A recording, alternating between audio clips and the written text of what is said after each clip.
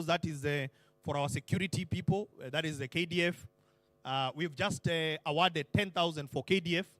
Out of that 11,000, 1,989 is our police. We have another 27,000 for the police that are under evaluation as we speak. So if you take out that, the balance represents home ownerships. Student accommodation, of course, is you don't own the unit. That one is rental. The military and the police, they don't own because those are built in the barracks and the police posts. So if you take out that, maybe 11,000 out of that, you will come maybe to about 140,000, which is all new mortgages. Now, ladies and gentlemen, because I believe we are reshaping the history of this country. We are fixing a broken system. And it is not easy to do it. There's been a lot of resistance along the way. There's been a lot of noise. We've stuck to the guns. Some at some very high personal costs. But it is the right thing to do. Because, ladies and gentlemen, for a country of... I had someone yesterday at the Devolution conference, opening ceremony, say that Kenyan population now is 57 million. I don't know where they got me. I was at 50. So allow me to use 50. But if it is 57, I will not be surprised. Okay? But at 50 million people, Joe here will tell you that I don't know where the number sits, Joe, because I'm sure in the last couple of years, maybe we've done better in terms of new mortgages. Okay? 31,000. So we've added on just about 1,000. I mean, we've been talking about between 25,000 and 30. So maybe 6,000 or so mortgages.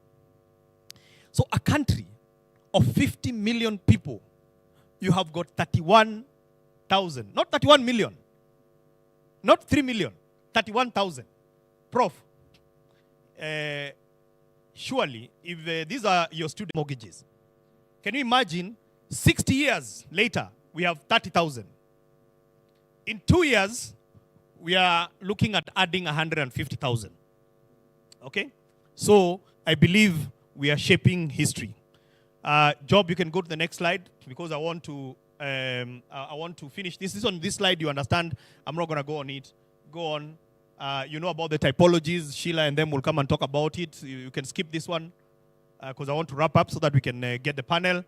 I just want to spend 1 second on this one here because a lot of people think that affordable is synonymous to poor quality. Okay? Now, how many have visited Mukuru here? Okay? Now, Mukuru is social housing. And social housing is like the lowest class of housing in terms of pricing.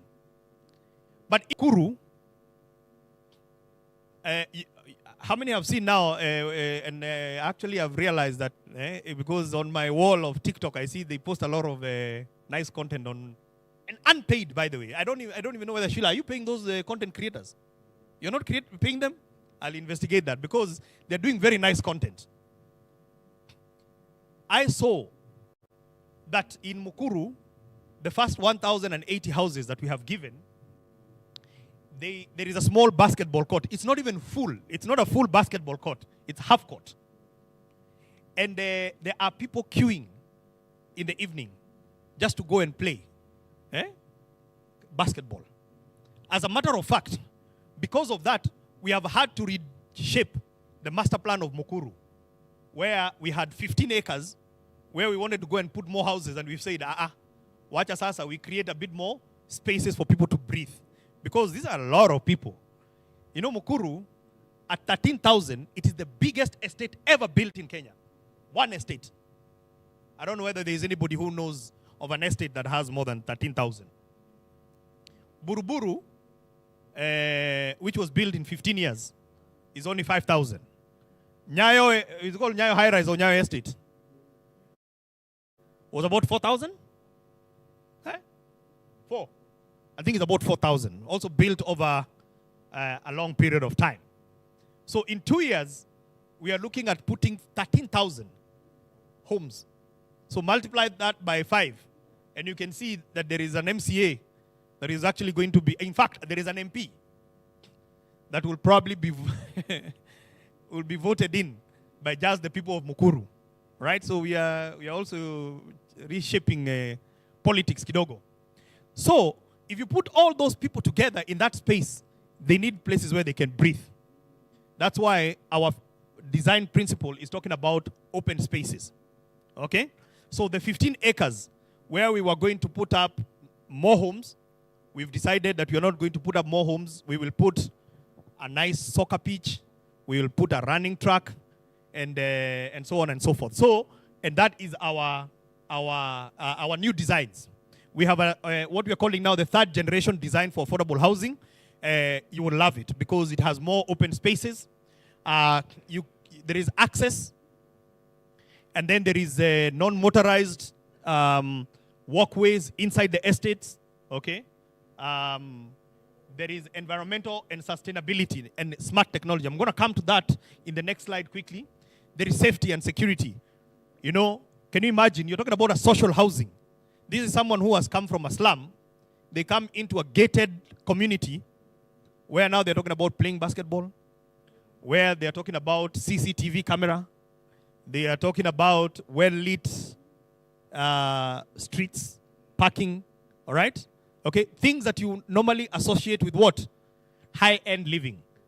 Zile zenyu nyinyi, kwa sababu nyinyi najua ni watu wa hizo estates za huko juu. Okay? So that is what this program is doing. We are also creating communities. We have schools in there. We have hospitals in there. In fact, in Mukuru, we have a mall inside. And can you imagine watu wanatoka Mukuru slum, wanakuja mahali ndani ya mahali estate wanaishi, wako na mall huko ndani. Sio maisha ni mzuri sana. They even have a fire station inside. Prof. Inside one estate, they have a fire station and a police station inside there. So that tells you that we are not just building 4 walls and a roof. What we are giving our people, and because I believe this Sheila, her interest is about selling these homes, and the banks that are here is about financing. For you to finance, you must be able to sell. So what we are selling is not just a structure, so that we can be able to answer that guy who said, Nani hana kwao. Right? All right? Are we together? I hope I haven't lost you. Are we together? So, mwenye alisema nani hana kwao, it's not about, you know, if you listen to some of the guys that have come from Mukuru and they tell you they were playing hide and seek with rain. When it rains in Mukuru, because the roofs, they leak, you know, they keep on changing the position of the bed. Now you may think it's funny, but that's the reality of some families that are going through. You know, una change kitanda hapa, ukinyeshwa sana unasema sasa wacha nijaribu ile kona ingine pale, unaondoa sufuria unapeleka pande hii. That is what they do in Mukuru. There is no dignity. So when we talk about nani hana kwao, it's not just about a structure. What we are giving people is a high quality of living. Okay? And then of course we are leveraging building technology. So next slide, job, and then I know mnataka kuona cinema kidogo, so I'll show you some cinema. Okay, I think she didn't put it. So go back. There was a slide I wanted. Just go back. Okay. So on that one of smart technologies, the homes are smart as well. Mnauliza smart home ni inamaanisha namna gani? First of all, again, that, and I'm using Mukuru because it, as I said, it is at the bottom of it's a social housing estate. So you can imagine if I can be able to do that in a social housing, what will we do in a more market unit, all right? So in every unit in Mukuru, they have got fiber terminating in every home, because we are a strong believer that fiber and internet connectivity is a utility. Connectivity is no longer a nice to have. It's a must have. Just like the way you must have water, electricity, and sewer, we believe that the new utility is what? Connectivity. Mmekubali ama ni uongo? Because unaweza ukuwa na connectivity, unaweza fanya kazi pale, si ndio hivyo? The next thing that we are doing is gas. They have got piped gas. Si ile ya mtungi, tumewekea pipe gas huko ndani ya nyumba. Okay? Now, wale watu wa Mukuru, because you know there's a lot of learning that we're doing. When they got in those homes and they saw gas, wakasema hatutaki hii gas. You must allow us to let ile jiko yetu. We asked them, why will you want to bring the jiko ya makaa na stove? Wakasema, because we don't have money to buy a burner. Okay? We don't have money to buy a gas burner. And because I have my own jiko, wachana hiyo gas ni mzuri wewe wachana nayo. Mimi ndatumia makaa yangu. So we had to think very fast as a board. And we offered them burners. So we thought that every home that we built, especially for social housing, it will come in with a burner. So every one of those homes, iko na gas running and it has a burner. And the gas is prepaid. So kama uko na shilingi 10 na unataka kukula, you know, unajua kama uwezi pata gas ya shilingi 10 huko nje ya mtungi, si ndio kweli? Lakini hapa ukiwa na shilingi 10, unawasha tu gas ya 10 bob, unachemsha maji, unakaranga whatever, mahali inaishia wewe unakula hiyo chakula. Maybe inakuwa medium rare ama something, but unakula. Hiyo siku uko sawa. Unaenda next day kibarua. Umeelewa hiyo maneno? So that is real upgrade. Ndio unaona wale watu wa Mukuru wanasema tunaishi maisha Europe. Na wengine wanadhani ni mchezo. You know, when they got there, good people, if you go to TikTok and you look at most of the TikTok content they created, I was surprised. Most of the TikTok content was created inside the toilet. A very strange place to do content, isn't it? So the TikTok, the toilets they created, I mean, they sat there on the toilet because they cannot believe that this is their toilet. They had a toilet that they shared with 35 people. Okay.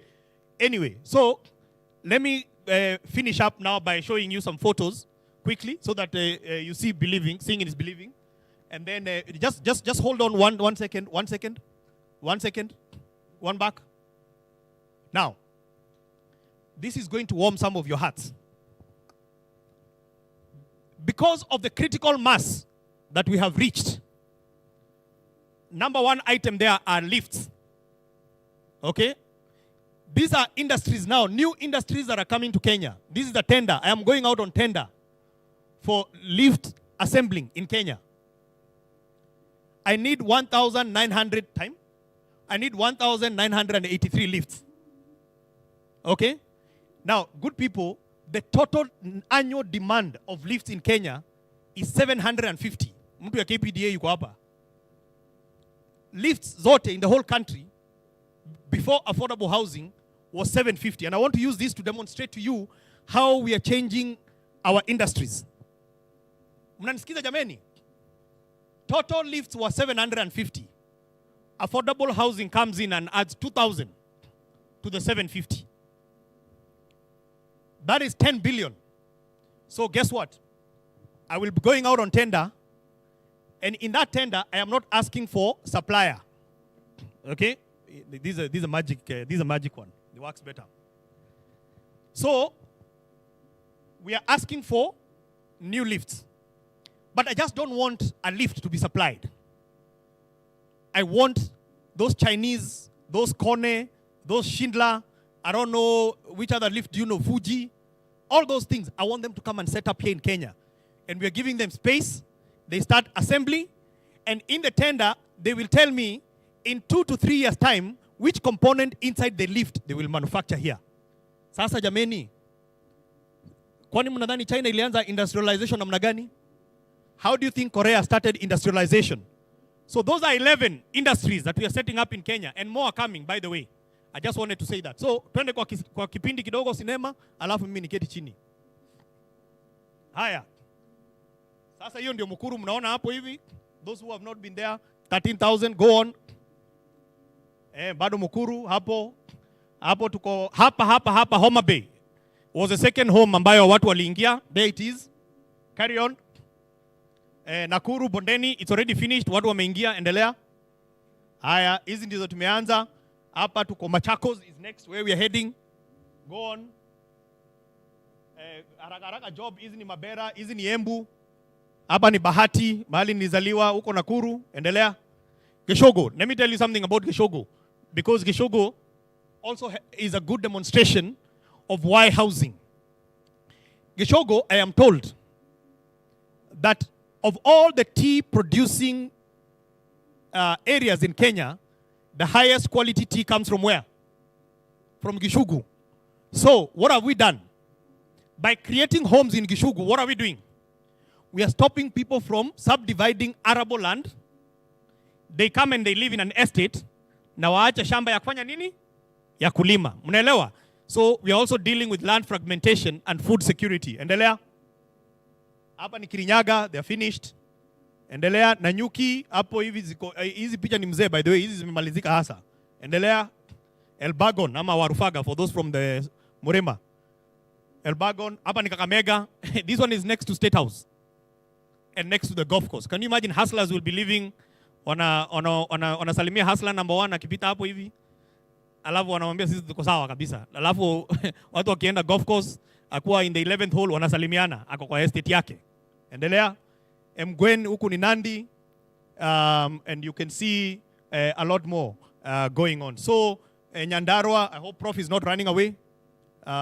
Is he going? Oh, he has another thing. Okay. Chapalungu, this is in Bomet. There was somebody on Twitter that was saying, alikuwa anasema, sorry, kuna mtu kwa Bomet huko alikuwa anasema, watu ya Bomet, who will live in a estate in Bomet? Kila mtu awacha hiyo 3 million ndena ninanua shamba, nijijengee nyumba yangu. But hiyo Bomet is one of our bread baskets. Hapa director wangu hapa hivi anajua Kisii is a big problem. Kwanza huko mnitafutie shamba Kisii ili tumalize hiyo, kwa sababu Kisii, if we don't do anything, it's a big problem. Kisii and Nyamira. Tuendelee. Kidiwa in Eldoret. Endelea. Job Baraka, Mackenzie hapo Thika. Hii ni next na kwa Wadosi hapo hivi. Unajua ile Thika Greens mwenye anacheza golf ama Goragora iko hapo. Roiro, this one is one of the best, almost finished. Endelea. Vihiga, Milimani. Unajua anything that is called Milimani ni kwa Wadosi. Kwa hivyo tuna disorganize Wadosi hapo, tunapeleka hustlers here. Haya, endelea. Isiolo hapo tulikuwa juzi. Endelea. Kinangop, mahali waru zinatoka. Pia huko tunawaambia waachane na shamba, walime viazi, waishi kwa estate. Hapa ni Thika. Carry on. Thika bado. Thika we have Orchard, we have Bustani, we have like 4 projects in Thika. You know Thika is a big estate. Haya, Wajia. This place here, mimi baba yangu, my late dad, alikuwa anafanya kazi huko as a civil servant, aliishi hii estate. So tumeitengeneza vizuri. I was there. It was very, I used to live there when I was a small boy. Endelea. Thank you very much. Sheila, I hope I've done justice. Asanteni sana. Brian, the rest mnaweza kuja hasa.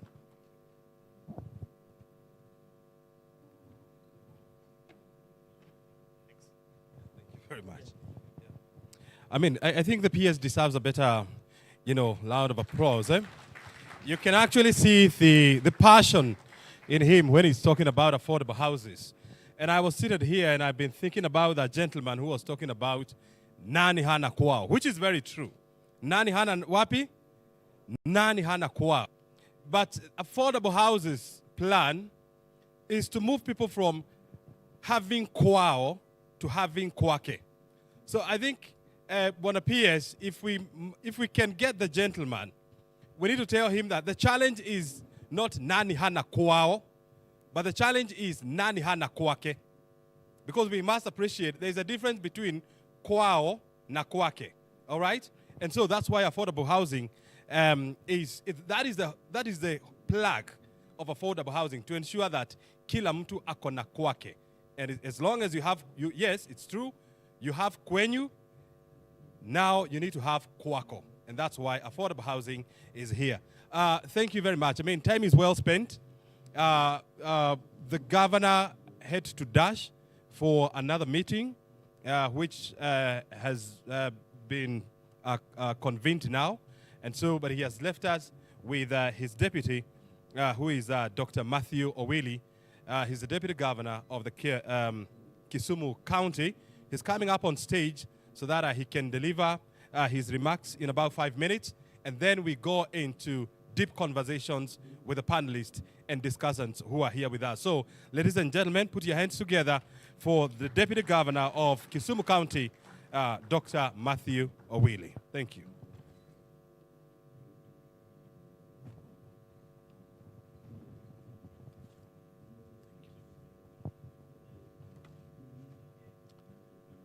So, as you've been told, I am on the podium on behalf of the Governor of the County of Kisumu, Professor Peter Anyang' Nyong'o. He had a pressing matter that was coming up at 11:30, so he had to leave.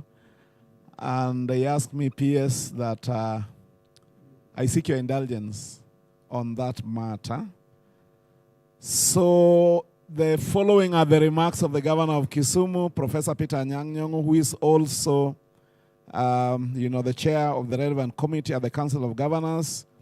My dear brother, Mr. Charles Hinga, Principal Secretary, State Department of Housing and Urban Development. Our very distinguished panelists, ladies and gentlemen. The success of affordable housing program hangs on seamless collaboration between county governments, the national government, and the private sector. Counties, as the cog, act as the link between the national policy and the local realities. We engage regularly with the Ministry of Lands, Housing and Urban Development, especially the State Department of Housing and Urban Development, through joint planning, forums, and technical working groups.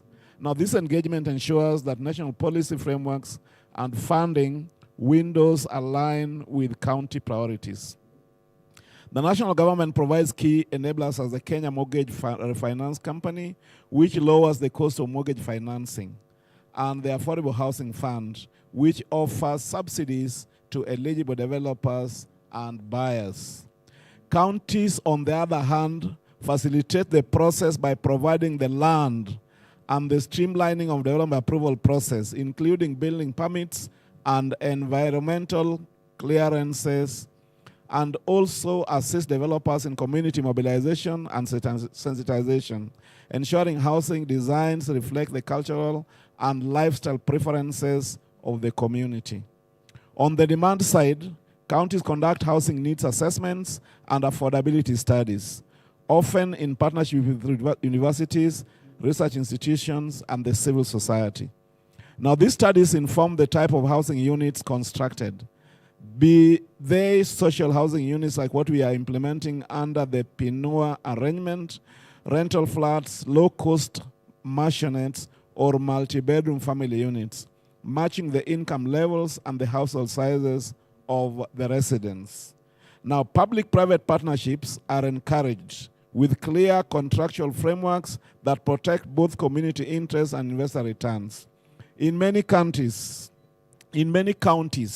we have introduced tenant purchase schemes, cooperative housing models, and rent-to-own frameworks that diversify access.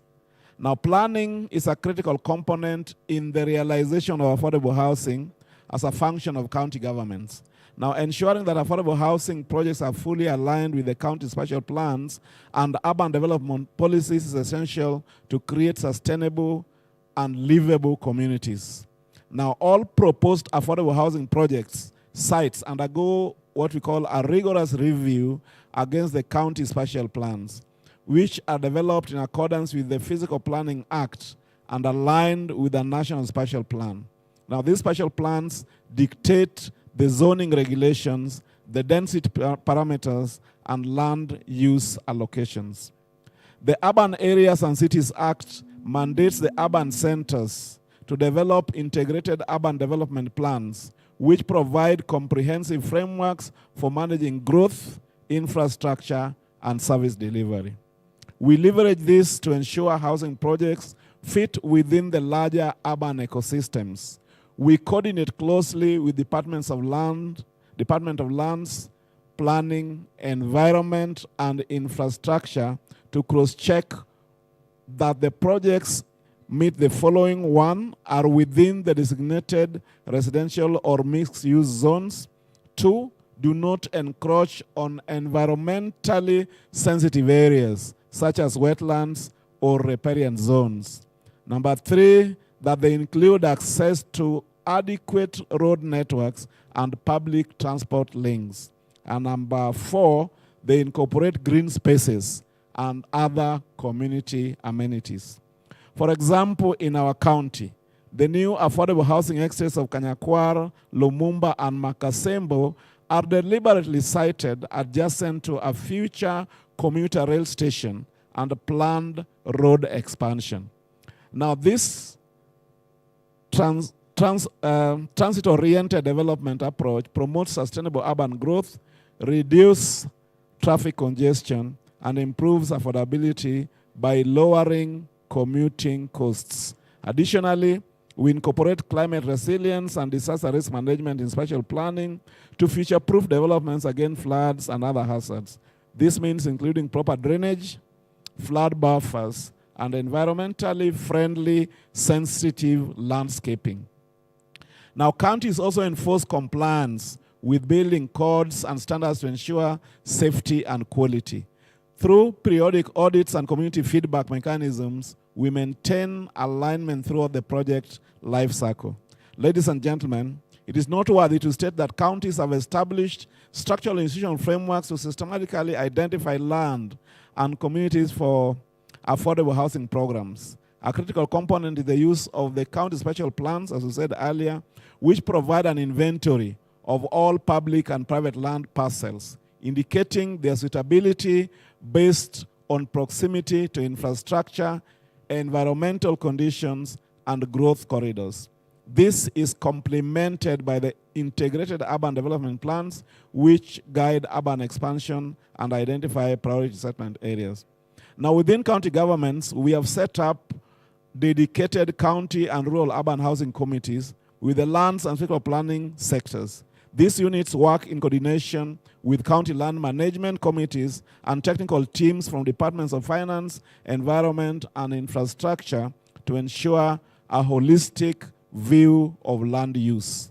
We also partner with the National Land Commission and other government institutions to verify land titles and resolve any competing claims on or encumbrances. Now, this partnership is critical, ladies and gentlemen, because land tenure security is often a major hurdle in housing projects. Community participation forms the backbone of site selection. We conduct what we call grassroots consultation, leveraging local administration structures like ward administrators and chiefs to understand the socioeconomic profiles and housing needs. Now, this data collection enables counties to prioritize vulnerable and informal settlements for upgrading or redevelopment. Additionally, counties also employ the GIS system to map land use patterns, service availability, and socioeconomic factors, which informs what we are calling evidence-based decision-making. Now, the institutional mechanism is therefore multi-layered, combining policy frameworks, technical assessments, legal vetting, and community engagement. Counties have learned valuable lessons in order to be able to successfully implement the AHP projects, such as the following. 1, land tenure clarity is non-negotiable. Having a secure land title and clear ownership record drastically reduces project delays caused by legal disputes. Number 2, community engagement. Early and often in counties such as Kisumu and Nakuru, sustained community consultation from the planning stage created a sense of ownership, minimized resistance, and also facilitated smooth project execution. It is critical, ladies and gentlemen, to involve local leaders, women groups, the youth, and the informal sector stakeholders. Now, integration with the infrastructure, counties have to synchronize housing developments with water, electricity, roads, and sanitation upgrades that will reduce delivery gaps and improve the residents' quality of life. For instance, Mombasa County has prioritized connecting affordable housing estates to existing water mains and waste management systems. Then there's also what we call holistic urban planning, where counties have to embed AHP projects within their long-term urban growth strategies and special plans. Now, this prevents informal settlements from spreading haphazardly and ensures better use of efficiency. Better use efficiency. Now, innovative financing models is another experience that, this experience shows that reliance on bank mortgages excludes a large section of low-income earners. Counties have to embrace SACCOs, CHAMAs, and microfinance alternative financing sources so that they can improve on the affordability of the units. Now, in terms of capacity building, many counties have identified the need to build technical and project management skills within their housing units to better manage the AHP projects, monitor quality, and coordinate multiple stakeholders. Now, monitoring and evaluation, implementing robust M&E frameworks will allow counties to track progress, identify bottlenecks, and apply corrective measures. Now, this discipline is key in ensuring projects are delivered on time and within the budget. Now, balancing rapid urbanization with affordability and quality of service delivery is one of the greatest challenges for counties, but it's achievable through the following strategies. The first strategy is what we call smart urban growth management. Counties are adopting planned densification rather than uncontrolled urban sprawl. This means encouraging vertical development, mixed-use zoning, and clustering housing near economic hubs and transport corridors. Number two, mixed income developments. By integrating affordable housing with middle and upper income units within the same development, counties can cross-subsidize infrastructure costs, making service delivery financially sustainable. Number three is leveraging on innovative financing. Now, beyond the traditional budget allocations, counties are exploring land value capture mechanisms where it increases land value from infrastructure improvements can help fund further service delivery. Additionally, municipal boards, infrastructure levies, and public-private partnerships are avenues to mobilize resources without overburdening county revenues. Number four is enhancing service efficiency. We invest in technology and smart city solutions to optimize resource use. For example, using prepaid meters for water and electricity. And now we've been told by the PS that we also have prepaid meters for gas, which is already reticulated in some of the developments like the one in Mukuru. This can ensure cost recovery and reduce wastage, allowing us to sustain service despite growing demand. Number five is what we call prioritizing essential services. Now, in a rapidly urbanizing area, counties focus on ensuring access to critical services first. Clean water, sanitation, solid waste management, health facilities, and schools before expanding housing footprints. Number six is what we call community engagement and capacity building. Empowering communities to participate in maintenance and oversight of services reduces costs and promotes sustainability. Number seven is what we call partnerships with the national and economic partnerships with national and development partners. We work with the national government and development partners to access conditional grants and technical support targeted at urban service delivery. Now, in summary, a combination of sound urban planning, innovative financing, efficient service delivery, and stakeholder collaboration enables counties to deliver affordable housing alongside reliable services, fostering what we call inclusive and sustainable urban growth. Thank you, and I wish you a fruitful deliberations and successful delivery of affordable housing for our people. Those are the remarks of the Governor of the County of Kisumu, Professor Peter Anyang' Nyong'o, and I turn it over to you.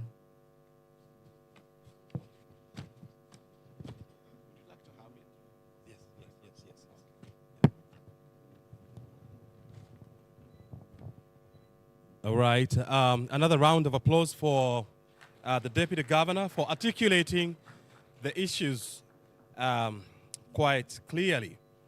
Ladies and gentlemen, the PS has to leave because of another national engagement, and so he has to leave at this point. Thank you very much, Bona PS, for joining us this morning, and of course for sharing with us those insights. It is time now for us to get into the panel discussion for this morning. And remember, the theme for today is the roles of counties in affordable housing program provisions. That was a subject that was supposed to be tackled by the governor. But the deputy governor, you're leaving as well? Okay. Yeah, there is a panel discussion, and I want to call the discussant to come up on stage so that we can go through these and ensure that we are through by 12:45.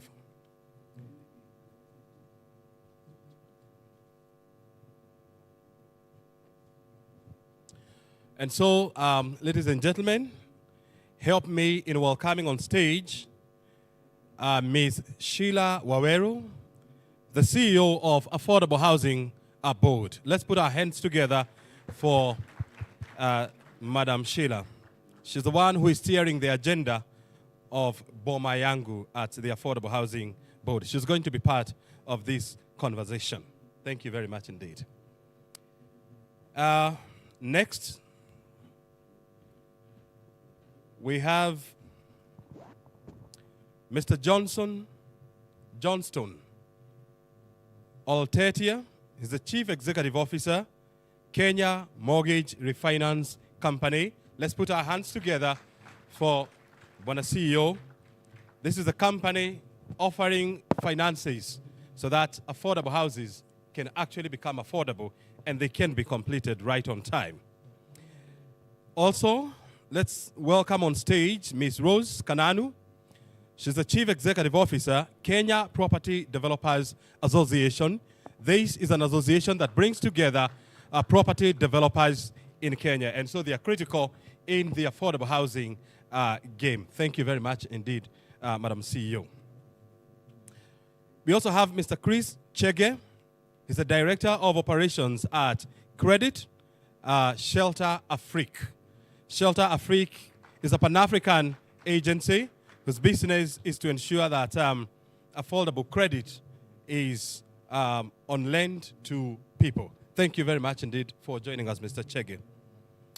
We also have Mr. David Nyandoro, Chief Land Registrar, State Department for Land.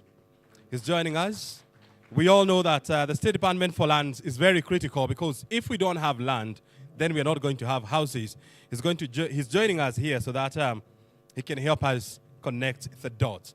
So this is the team that is that will be taking us through this conversation. Unfortunately, because of emerging issues, we couldn't have the governor and the PS joining us. But you can be guaranteed that this team will indeed deliver.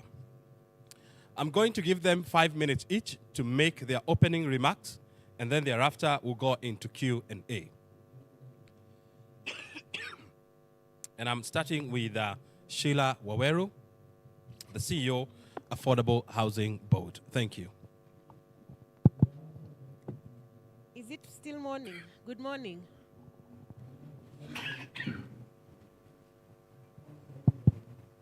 Good morning. As previously as I've been introduced, I'm Sheila Waweru. I'm the acting CEO of the Affordable Housing Board. And 5 minutes is quite short. We are squeezed for time, but there is so much to talk about in regards to this program. And as you've heard, we have various panelists discussing aspects around the affordable housing program.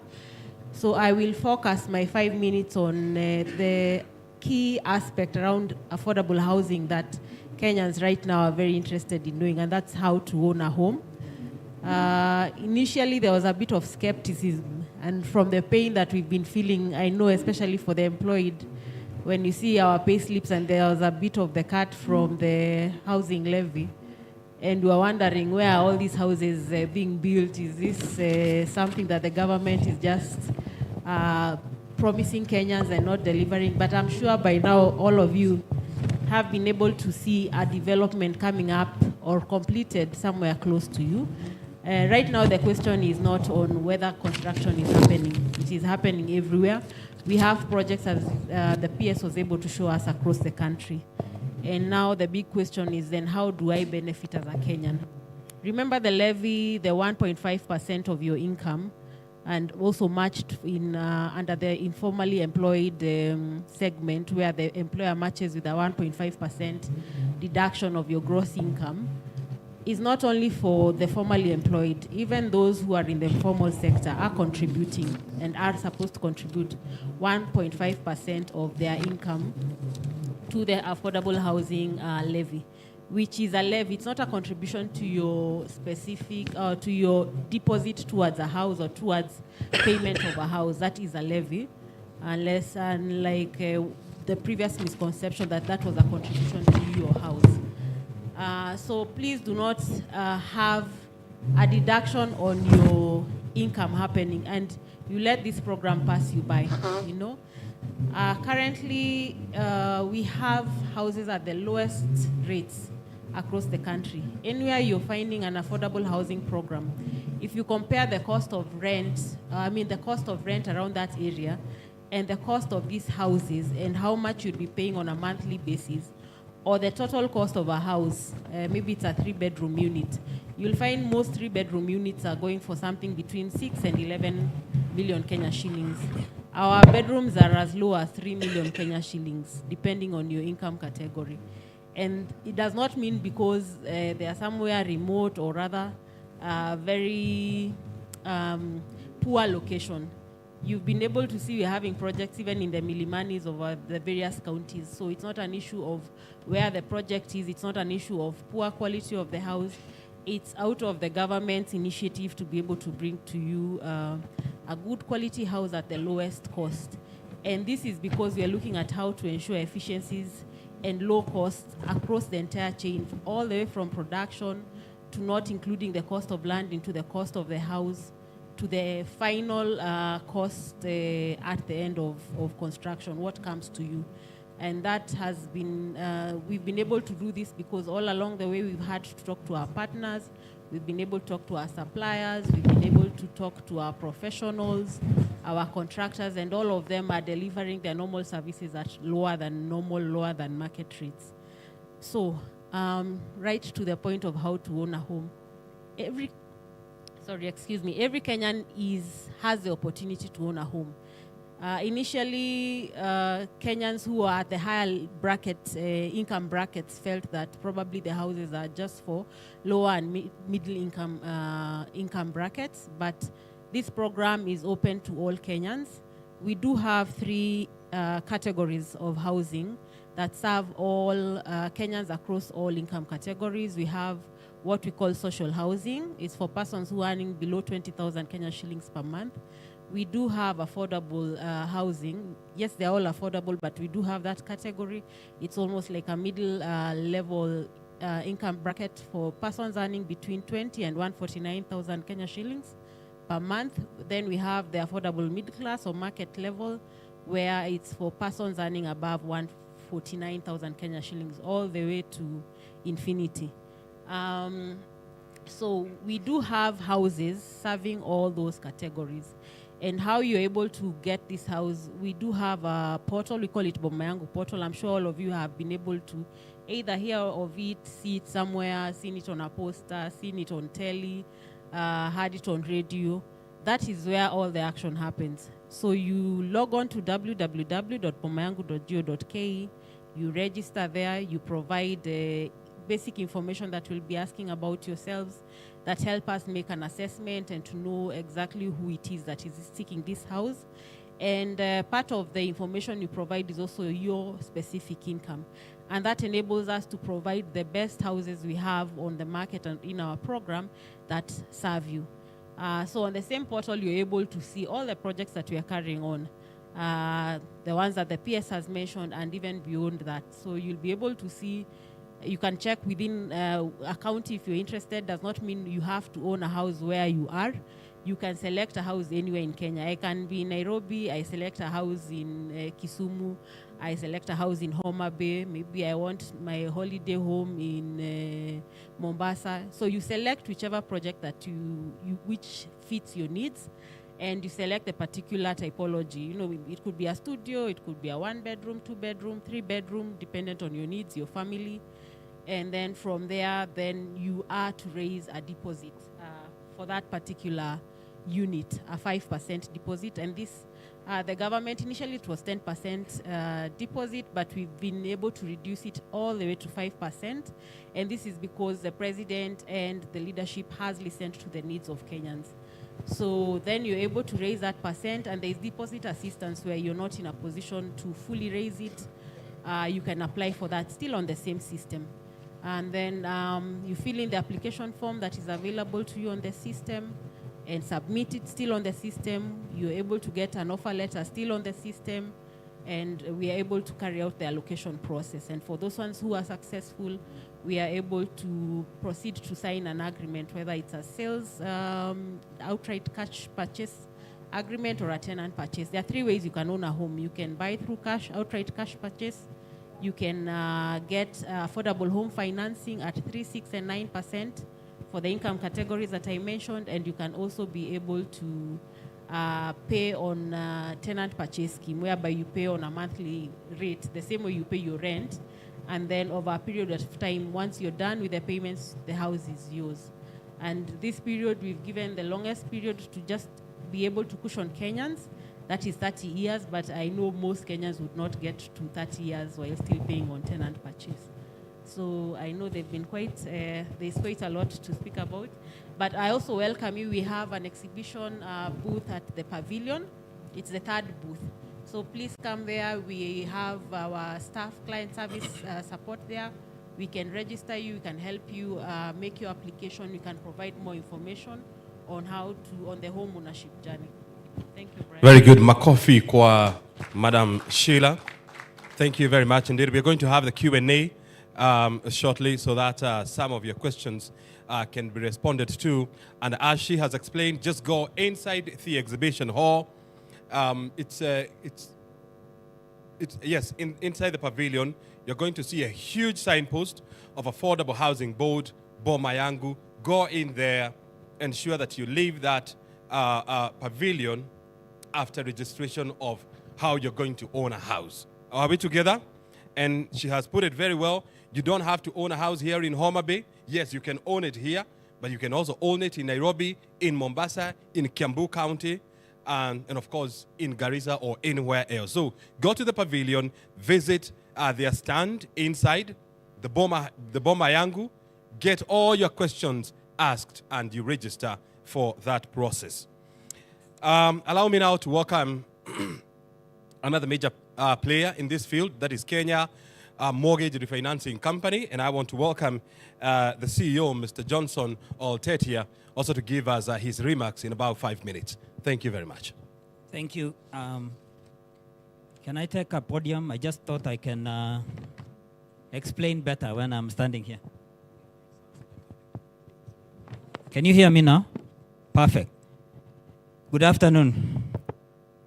I saw some people struggling to hear when Sheila was talking, and I thought it will be better if we have either a better mic or me standing so that I can drive the point home better. So my name is Oltetia, otherwise known as Joe or J.O. I'm the CEO of KMRC, and I'm very glad to have all of you or to see all of you around here for this important conversation. Remember, everybody anywhere in the world is a stakeholder in housing, and there is no time ever where housing ceases to be needed by people. And that's why we find this extremely important, and we decided to have this side event together with the State Department for Housing, as well as the Affordable Housing Board, for a greater discussion. The people who are in this panel are all important stakeholders in housing, from lands to financiers to the Affordable Housing Board and others. And they essentially are the people who will help you to get a home. Now, I just want to quickly go into what KMRC or who KMRC is. KMRC is your financial partner for affordable home loans. Kenya Mortgage Refinance Company is a lender. We provide home loans, or we provide end-user financing to essentially to people to be able to buy homes. And what is the difference? The difference is not an ordinary bank. It does not mean that you go to KMRC like the way you do to an ordinary bank and get a loan at high rates that you see or you find whenever you go to financial institutions. We lend directly to banks and SACCOs. So we work with SACCOs and banks for purposes of distribution. They lend to you at affordable rates. And what do we mean by affordable? It is single-digit financing or less than 10% funding. So if you go to a bank today, any bank actually, some of them are here, Housing Finance, KCB, ABSA, Stanbic, SACCOs like Stima, Harambe, and others, they give you KMRC home loans, which are extremely affordable. And what we are talking about affordable is less than 10%. That's number one. That's the rate, which is usually a key component on a home. The other key component in any home loan or any loan that you borrow is how long are you going to take to repay. That's a repayment period, or what we otherwise call a tenor. The longer it is, usually, the less repayments you make on a monthly basis.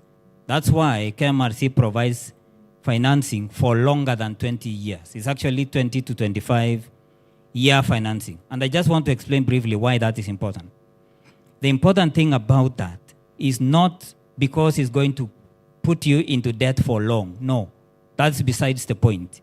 The most important part is the entry, getting into the home you need at that time.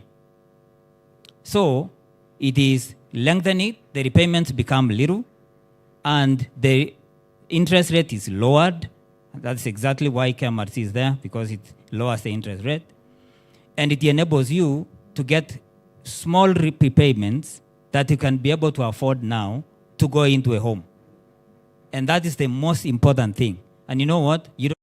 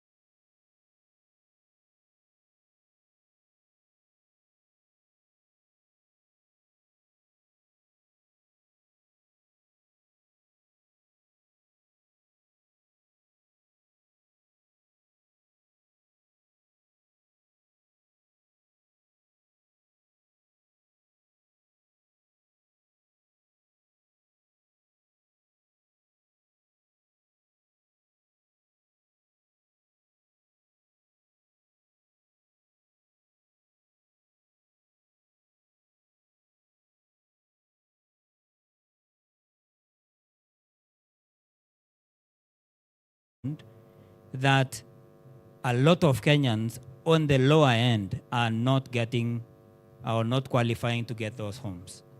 A lot of people in Kenya which is actually about 80 to 88%, in MSMEs, essentially in the low-income part of the market. What happens there is that the banks consider, or the SACCOs consider them high risk, and therefore they are not able to lend to them. And that is why at KMRC we decided to form what we call a mortgage guarantee arrangement, or a risk-sharing arrangement. The reason why we formed that is that we want to encourage financial institutions to go down market. How does that work? A mortgage guarantee is an arrangement, or a financial arrangement, where a third party guarantees or promises to compensate a lender, which is a bank or a SACCO, if a borrower, which could be you or me or something like that, fails to pay the mortgage. So that's why we set up that. And who are the parties in that? The parties are actually you, the borrower, the lender, and the guarantor. The guarantor we are talking about here is an institution we established in KMRC called Kenya Mortgage Guarantee Trust. The Kenya Mortgage Guarantee Trust is the guarantor that guarantees the financial institution. Why did we decide to do that? The reason is, can you give me one more minute? I'm being pressurized here to get out of stage, but I'm going to get out shortly. Now, the reason why we established the Kenya Guarantee Trust, or Kenya Mortgage Guarantee Trust, is, number one, to the lender, we actually reduce the risk of credit, or what we call credit risk. What that means is, if a credit risk is reduced, the bank or the SACCO will be encouraged to lend to someone who is at a lower income. In fact, people who don't have a regular income. You know what a regular income is? People who don't have a pay slip. They essentially, like a taxi driver or anyone who owns some little business and that kind of thing, they don't have a pay slip. But we are trying to encourage financial institutions to lend home loans to them. Now, what happens to the borrower? You essentially just take the home loan from that kind of institution. And the Kenya Mortgage Guarantee Trust then guarantees and lowers the risk for both parties, both the lender and the borrower, so that the borrower, in fact, will be able to give you that mortgage. What that does, it actually encourages home ownership, and that is a useful instrument for government. Now, with that kind of pressure, so please visit us at our booth over there and stop paying rent. So that's why you have that KMRC thing there saying, jana ni tenant, leo ni mwenye hao. And even another one here, that you can actually convert your rents into a repayment for your home. Rent, in most cases, is like a sinking fund. You're just putting money, you're never going to recover. So what we're encouraging people to do is convert that rent, because it's actually going to be equivalent. The rent you're paying now is actually equivalent for a repayment of a home. And that's why, because government is developing a number of units that are affordable, private sector, because of that encouragement that we have, because we have a lot of financing for that, has also gone that direction to start developing low, affordable homes. And they're actually decent, affordable home. That is the underlying statement that we have. It must be decent and affordable. So welcome to KMRC. We are very, very glad to see you around, and we provide a lot more information for that purpose if you need a lot more clarity. Thank you very much. Thank you very much indeed, Bwana CEO, for that. I mean, time is never enough, but we'll try and condense as much as possible and ensure that we give you all that you need to know. If you want more information, you can always visit their stand inside the pavilion. They are open. They are ready to respond to your questions, and of course, for any clarifications. Ladies and gentlemen, we all know that land is very important. It's one of the critical components when it comes to home ownership, not only here in Kenya, but around the world.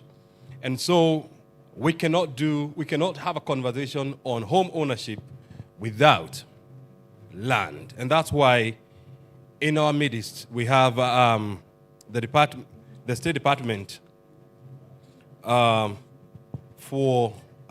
State Department for Lands and Physical Planning, and the conversation will be around sectional titling in affordable housing program.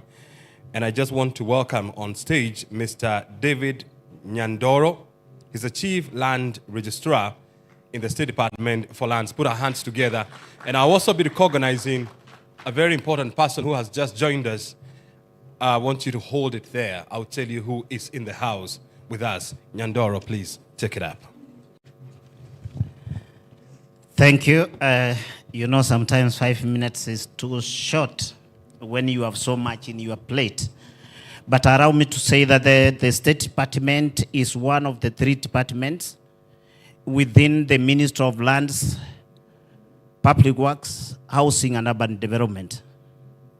As a State Department, we set the standards in management of land through the National Land Policy, and we guarantee the security of land tenure. More often, the issue that revolves when you talk about land is the issue of ownership documents. How do I ascertain, or how do I know this property is mine? We today are talking about affordable housing and what is the law of the State Department when it comes to issuance of ownership documents. We have just seen a presentation by PS Inga, and if you looked at it, you could see the units. Then the issue could be, how then do you issue titles when we are used to issuing titles on land, and now we are talking of titling of units? In order to have this come to reality, in the year 2020, we came up with the Sectional Properties Act, which provides for the subdivisions of units. I want to avoid using very technical words such as georeferencing. By surveying the units within the building and providing ownership document within that unit of the building. That is what sectional property is all about. There are key documents that are required for you to come up with that unit identifying the unit. And this starts with the issue of the sectional plan. And this is where, as a State Department and the county governments, where we plug in, because the sectional plans require that they be approved by the county where the property is situated under Section 4 of the Sectional Properties Act. Allow me also to say that in the process of titling of sectional units, there is an aspect of a chameleon. If we know the life cycle of a chameleon, for the new ones to live, the mother must die. So is the issue that you have a big land which has one title. That title has to be surrendered so as to create sectional plan to give part to sectional titles in the name of sectional units, where you will have a land register for each unit. The aspect that comes in, there is the issue of common areas. If we were very careful looking at the pictures on the board, the common areas such as the staircases, the parking areas, the playground, these are common areas. So the unit owner has the equivalent of a shareholder in that the common space. And that is part of what is contained in the title, which is either certificate of lease, in case of leasehold, or certificate of title in case of freehold. So you will need to understand that in sectional properties, you will have both freehold and leasehold. Then we are aware that currently government, owing to the expense of coming up with the unit, has really concentrated on developing land that is owned by government, which is either national or county government. And in that circumstances, then the issue comes, I as a private entity, how do I have that ownership on public land? Which takes us to the aspect then of alienation. and the formation of the Affordable Housing Board, which is now a legal entity anchored in law. The responsible government institution then has to have, with the assistance of the State Department for Lands and Fiscal Planning, prepares the necessary instruments that leads to alienation of public land through a CAP memo, either to the county assembly or to the National Assembly, where then the land is alienated from being public and then registered as private to be owned by the Affordable Housing Board, which gives the mandate now at that moment that the land becomes private. Therefore, the issue we have had in the past, some of us have seen civil servants who retired, who were given government houses. Then there is now issue where they are chased out and told that these houses you got them illegally. Because then they were not anchored in law.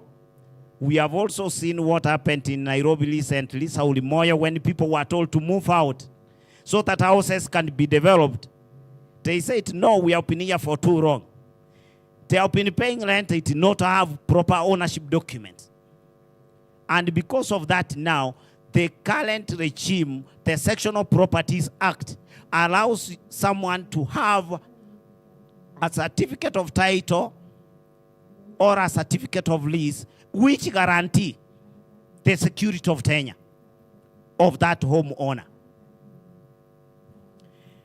In order to facilitate and to assist the State Department for Housing, because the kind of developments we have seen, the number of units coming up, we came up with the National Titling Center, which is capable of generating up to 5,000 titles a day. Meaning, a unit of 15,000, which in ordinary circumstances could take you closer to 2 years to do, now can be done in less than a month. This, if you allow me to say, is a change from what we have with the problem we have also had in the KISI projects, where we have the issue of informal settlement which are not properly demarcated. Then when you go, you find the sizes are too small for you to issue a title. Then you are forced to ask the owners whether they can agree and become one, and you will ask yourself if the next who owns that small space comes from Siaya, another one comes from Isiolo, another one comes, how are you going to have them together to agree to co-own? Now, this affordable housing through the Sectional Properties Act goes under to resolve the problem and the challenge of ownership when it comes to that space. And as of now, in Nairobi, Mombasa, Murang'a, and Isiolo, we have already embarked on the digitization of all our land records. Any titles issued in Nairobi will now be issued digitally in the process of digitization of our records, where we are also assisting the county governments in also digitizing part of the records, because they form the information held by the county government forms part of the parcel information, which is a key driver in terms of assisting the homeowners to have easy access of information, to be able to transact from the comfort of their desk, and also to be able to give that security that when you have that document, tomorrow you will not be told somebody else has the same document like your documents. The digitization sorts all that problem.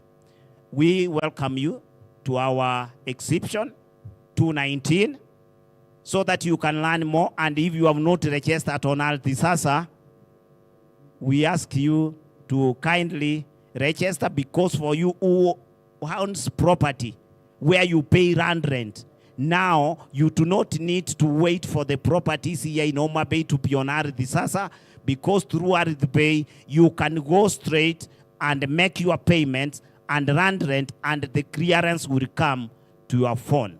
Thank you. Yeah, thank you. Thank you very much, Mr. Nyandoro, for taking us through what the government is doing to ease the process of getting a title. And we all have a history of the challenges we go through when you want to acquire that critical document that really confirms that you are the rightful owner of that piece of land that you have. So thank you very much indeed. Well, I told you that we have a surprise guest in the house. This is none other than the governor of the great county of Nandi, His Excellence Stephen Sang. He's with us here. Salimia watu wako. Asante sana. And I know that we also have affordable houses project taking place in Nandi County at a place called Mgwen, Chesumei. Yeah, this is Chesumei sub-county. So if you would want to live in Nandi County, from Homa Bay or from whichever county, just go to the website of Bomayangu, go to the profile of Nandi County. You're going to see the units that are being developed there. It's such a beautiful place. It's called Mgwen Affordable Housing Project in Chesumei sub-county. Sorry? There are actually two of them, yeah? So you have options. You can live in Nandi County. Thank you very much indeed, Governor, for joining us this morning. Actually, this afternoon now. Ladies and gentlemen, I also want to welcome Mr.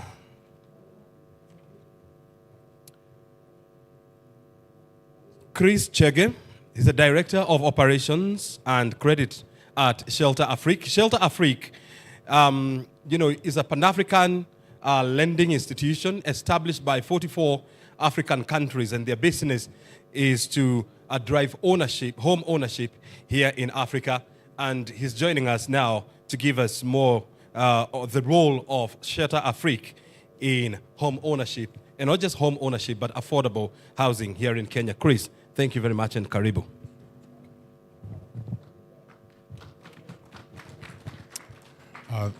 Thank you very much, moderator and the panel. And allow me just for a few minutes just to share who Shelter Afrique is. Like put across, Shelter Afrique is owned by 44 African countries. It was formed when most of the governments realized that championing housing in Africa was a big challenge, basically because mobilizing financing for housing is not very easy. And what Shelter Afrique was mandated to do was to go through and try and understand how we can galvanize the housing sector across the 44 markets. So what we do basically is that we have partnership with 4 segments of the market. One is the banks and financial institutions, who we do rent directly. The other one is developers, skilled developers, people who are able to do big projects. They come under our fund. The other one is public-private partnerships, where we do partnerships with the private sector, and especially and also with the government, and to try and see where we are able to scale projects. And the last one is where we do fundraising, which is maybe another core mandate. And the kind of fundraising we look at fundraising that has an impact. If you look at real estate, it's changing across the market right now. There is more emphasis on green. There is more emphasis on affordability. And the two by themselves do not go parallel. You can't talk about affordability and then say green, because green is to have, like what PS told us, you have more open ground. Whenever you present that to a developer, he'll tell you how much more he can be able to do. So for that to happen, then you have to look for what we call impact funds. You have to look for funds that are directed into climate, because they tend to be cheaper. For you to achieve that, then you must prepare projects within a country to be able to fit in that kind of a mandate. So one of the things we do is that we have a model we call Viro. And our Viro model is just to go into a market and look who are the initiatives that are there. And let me, at this point, thank Kenya. We did our analysis last year, and Kenya is the best program in Africa 2024. There is no program of that nature, that magnitude, the boldness and the reach. Nobody had tried that in Africa. So it is to look at the initiatives, look at the vision, look at the institutions, regulations, and the actors, and then come together. And that's why you're quite excited here, looking at KMLC, which is on the side of maybe secondary mortgage market, and looking at also, the board, which is almost again also at the secondary, and looking at the banks, the SACCOs, and everybody else. It means now we are having the full 360 view of our real estate. And I think that is where we needed to be. If you look historically, developers have really suffered. And not only in Kenya, also in other markets. Why? You build houses, there is no visibility at the end, you get stuck with properties. So our studies, and we've started, and I think Kenya, we are beginning. We've already gotten our TA from African Development Bank to do understudy in Kenya. And mostly we've been encouraged by the ministry to look at the gaps that we have. We've done 6 in Africa today, in the Southern Africa, and it's very interesting because every country has got a model, but the models don't talk to each other. Speaking to Kenya, where we are, we've seen programs that we are able now to start thinking around here. In Kenya, SACCOs are a big thing. SACCOs have not taken their position in housing. And SACCOs can redefine how housing is done. We can shift from the 30,000 that we are talking about to hundreds of thousands. Like I said some times back, I have data that tells me SACCOs on average will do 950,000, have about 950,000 so-called loans, which are mortgages in a way. So if you take the 950 and the 30,000, you see what we are talking about. So the role of SACCO is one of the things we are doing, and we are looking on how to get a product that we can work with the banks to enhance that segment. I think the other thing that I like to mention, I think it's the way we have been financing. In Kenya, we have come in to finance now the value chain. We are starting to look at the value chain. And the PS did explain very well the visibility of looking through who are within your value chain. And the dealing with the Juakari sector comes in very handy. So one of the things they're doing is how do we finance SMEs? So we are launching guarantee models that are going to help. We've launched the guarantee model in other markets, in Nigeria, but in Kenya, we'll be launching guarantee models that are going to enable developers go back to the bank and also suppliers go to the bank as a way of easing the flow of money within the value chain of housing. Some of these initiatives is what we are called to do by countries. Directly, we have financing, and we put in equity finance in what we think is another class of houses that is coming in, which is young professionals. For those who know, they have been student housing, but when students finish, they've had a problem on what is the next move. There is a company in Kenya who have come in, and they have started doing what is called young professionals, and we've rejected equity because that's our mandate. We put in equity in that entity to help them develop the first, I think, 3,000 beds in that kind of a setup. What am I saying? I'm saying our role is as a stimulant. It is to be in the market. It is to work with all the players to see how do we get the environment working very well. I think more will come as we discuss, but again, that's short Africa for you. Thank you very much, Chris. And of course, we need to be proud that as a country, we are setting the pace in Africa. And we all know that Africa is a continent. You have about 54 countries and about 1.3 billion people. So we need to be proud of what Affordable Housing Program is doing, led by Boma Yangu. I want to welcome on stage Ms. Rose Kananu. She is the CEO of Kenya Property Developer Association. She's going to talk to us. Let's put our hands together for Rose Kananu.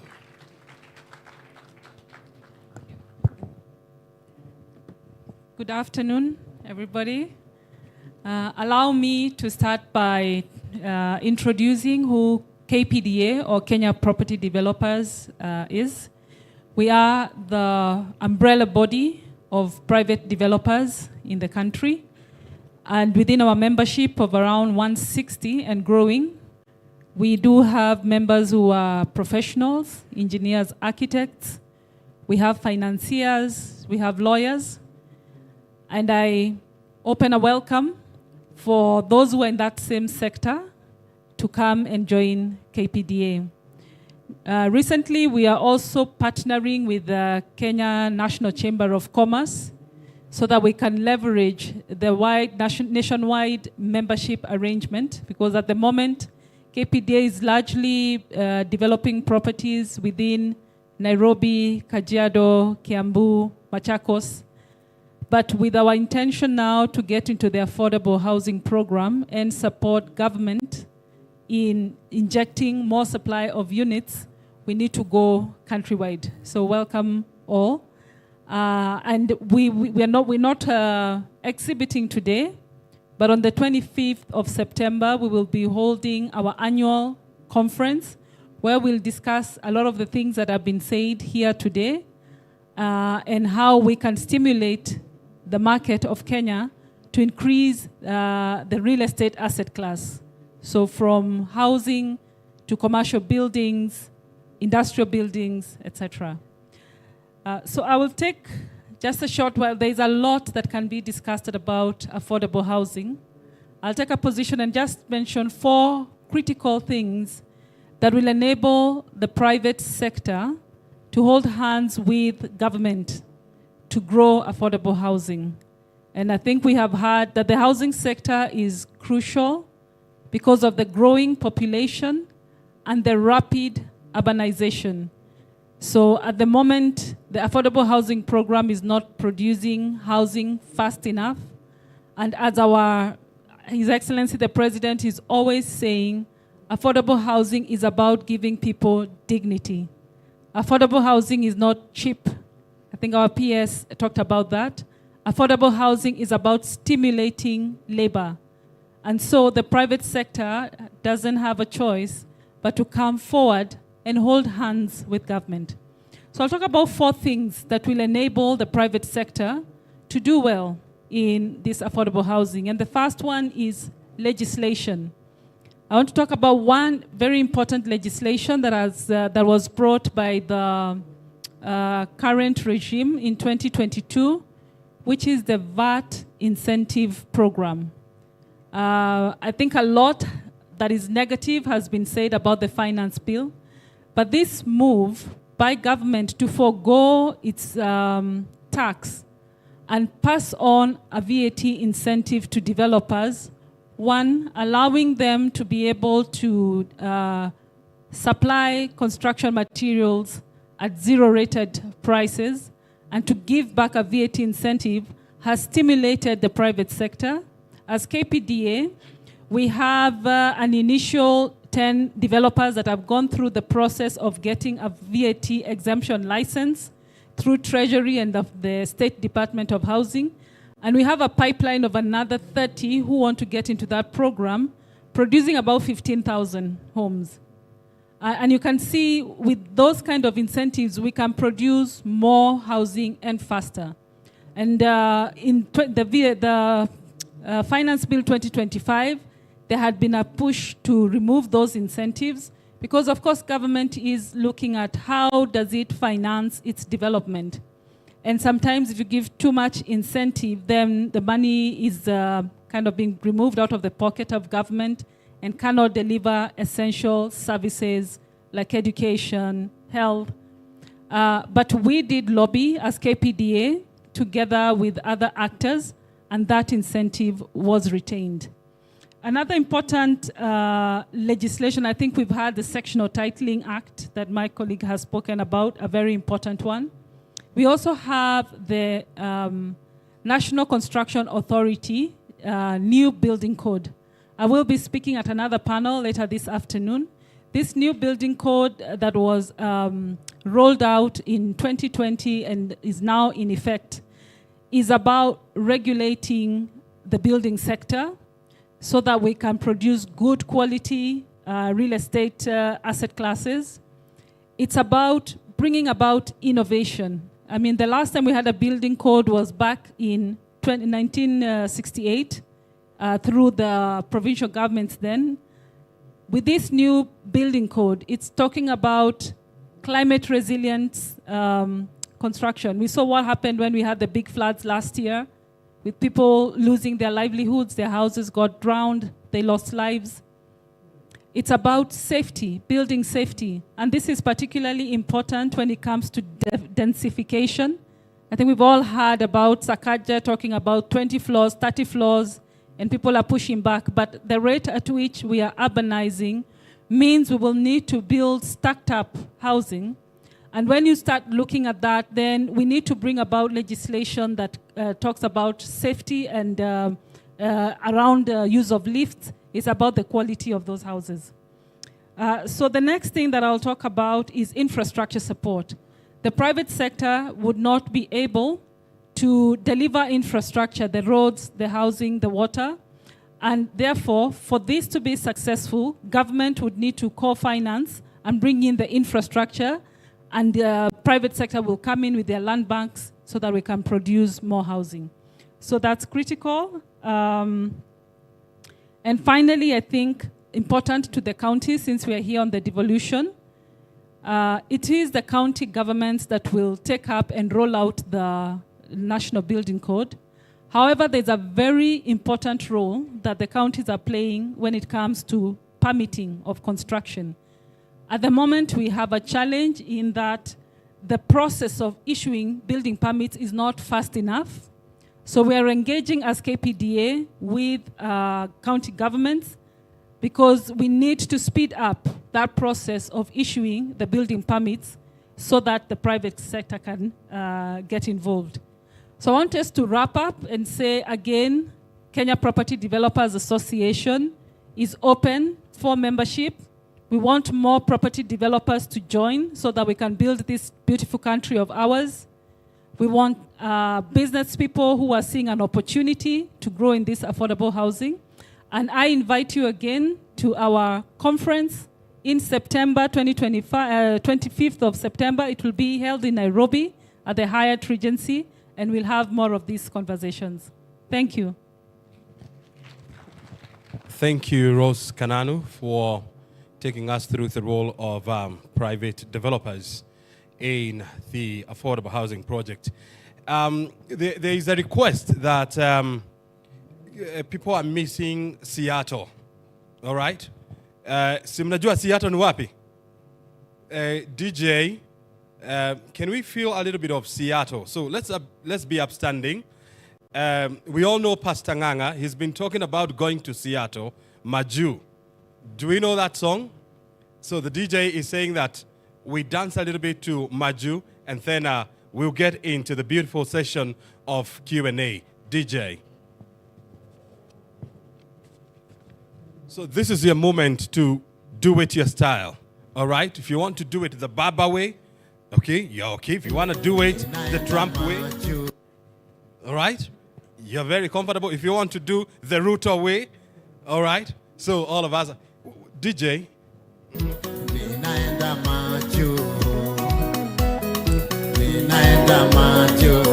You have to put up an attitude. Hawezi enda Maju kama hauna maliko kidogo. Let's do it the Baba way.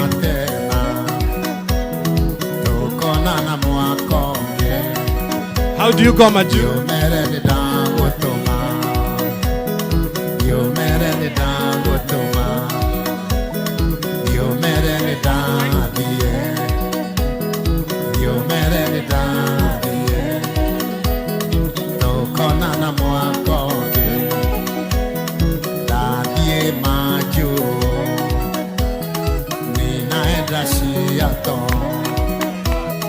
Thank you very much. Tukutane Seattle. Tukutane Seattle. Ladies and gentlemen, we have about 10 minutes of Q&A before we break and join the rest of the delegates in the main hall. And so we are going to give room for about 3 questions. They must be burning and they must sound to be burning. So, do we have a roaming microphone? DJ, organize for a roaming microphone. So you are first, then 2, 3, 4. This 5 because of gender. Do we? There is also another hand here. Those are 6 questions, and we close it at that point. I saw, yes, another lady there, so that we can balance the equation. We are going to start with you quickly. Please don't explain your question. Don't try to respond to your question. Just ask your question. Ask your question. Yes, it's coming.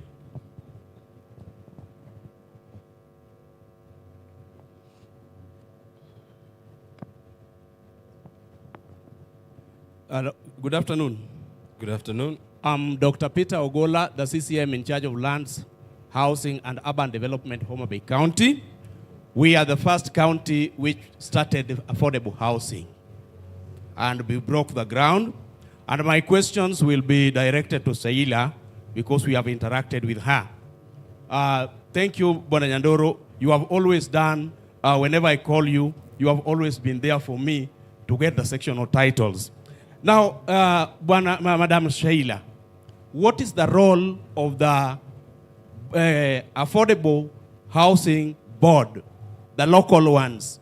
Because there was we signed an MOU with the National Housing Corporation when we were building the affordable housing, and there were some benefits which were to come to the county because the land where these buildings are put are for the community.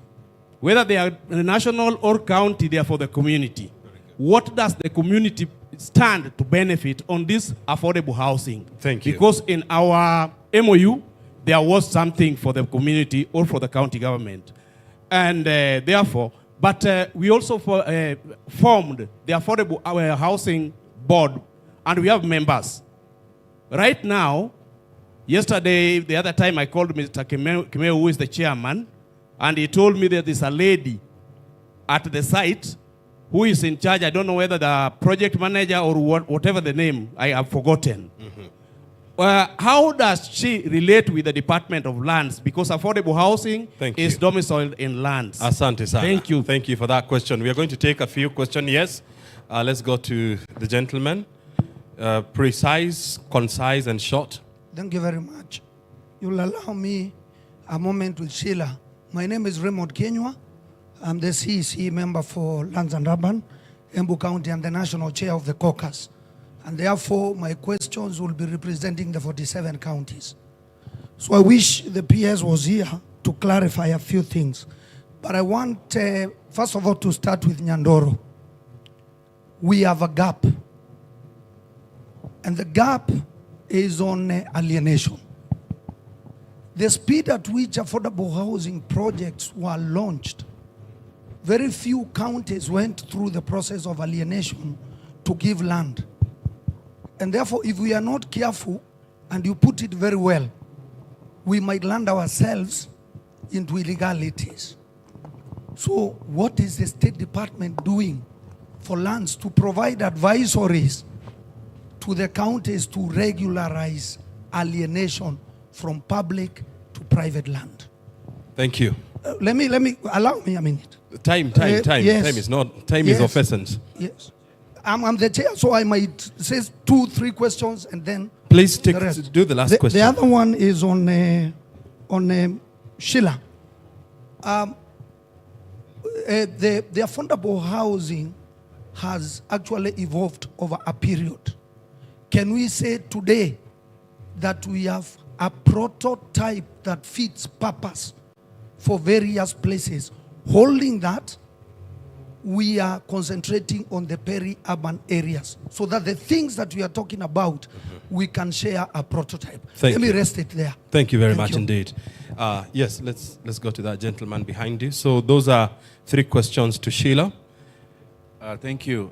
This would have been gone to the PS Inga, but I think whether it's Sheila or you ask it, I would not mind. Now the issue is that on these areas, the municipalities play a very key role in some of these projects that are happening because they have got a special plan for the development of the areas. There's a danger here whereby we over-concentrate on the city so many city, Mombasa, to develop these issues. But we realize one thing. The Kibera experience is there, whereby you find people have been given affordable housing, they end up going back to where they used to be, and then they start renting those areas, and it's not benefiting them at all. What are the plans being done? Because I give an example of Maseno, where the university has got nearly 29,000 students that keep developing. Then you end up overdeveloping and concentrating on the city, where now the students are missing all this and they go to the city. Now, that kind of long distance, they want to live well, but they cannot afford all that. So this brings an issue of informal settlement, which we are trying to fight. Why do we over-concentrate these things on the cities and the major towns, and you don't go to the periphery where the municipalities are created to bring up some of these things to happen? So this is an area. Asante sana. Thank you for your question. I think that question will also be responded by Sheila. There are many people here. Just ask them questions. Yes. Okay, thank you very much. My name is John Otenadero. I happen to be one of the board members of Affordable Housing Board in Nakuru County. Even my committee, we are right here, and my chairman is Pradam Choma. He's just right there. We have a problem and a very great question. Mtangazaji, just give me time. Because we don't have time. No, don't worry. We have time because we have only this time to ask our questions. Kindly ask your question. Because it is rarely to get these people. Number one, when I see the panel sitting there, even the people who are talking, I don't see even anybody representing the people we are talking, the informal people from the settlements. I happen to be one of them because I was born in Kivumbini, Nakuru. I have grown there. The problem with these things, when you are doing them, you are just doing them up or juu. When it comes to we people, they are down. We just find things that may happen. And there we have municipal people here. Even my chairman happened to be the director of social services in the defunct municipal council. You see, when you want to do this thing, even Mtangazaji, when you are going to the TV in KBC, you don't call even the people from the informal settlement to come there to explain themselves. We only see when you're representing us there, we just see Ojuang and the rest. So please, be doing that to us. Thank you. Because number one thing, when you see people talking about kila mtu haiko na kwao, that statement comes mostly from us. Because number one thing, we saw the Bodeni affordable housing, it was done. The land belonged to the ile inaitwa PIDA, the public works. When it was done, we thought that most of the people who are going to benefit from those houses were we people from the slums. Because that is the village of Transcom. All those people who are playing football, they know Transcom. At this moment, when you go to those houses, you never find anybody who was born there, who lived there, even they don't belong there. Thank so you. Number two thing, Sheila, when you are working with this thing, just come to the boards, because I thank my governor, Susan Kihika.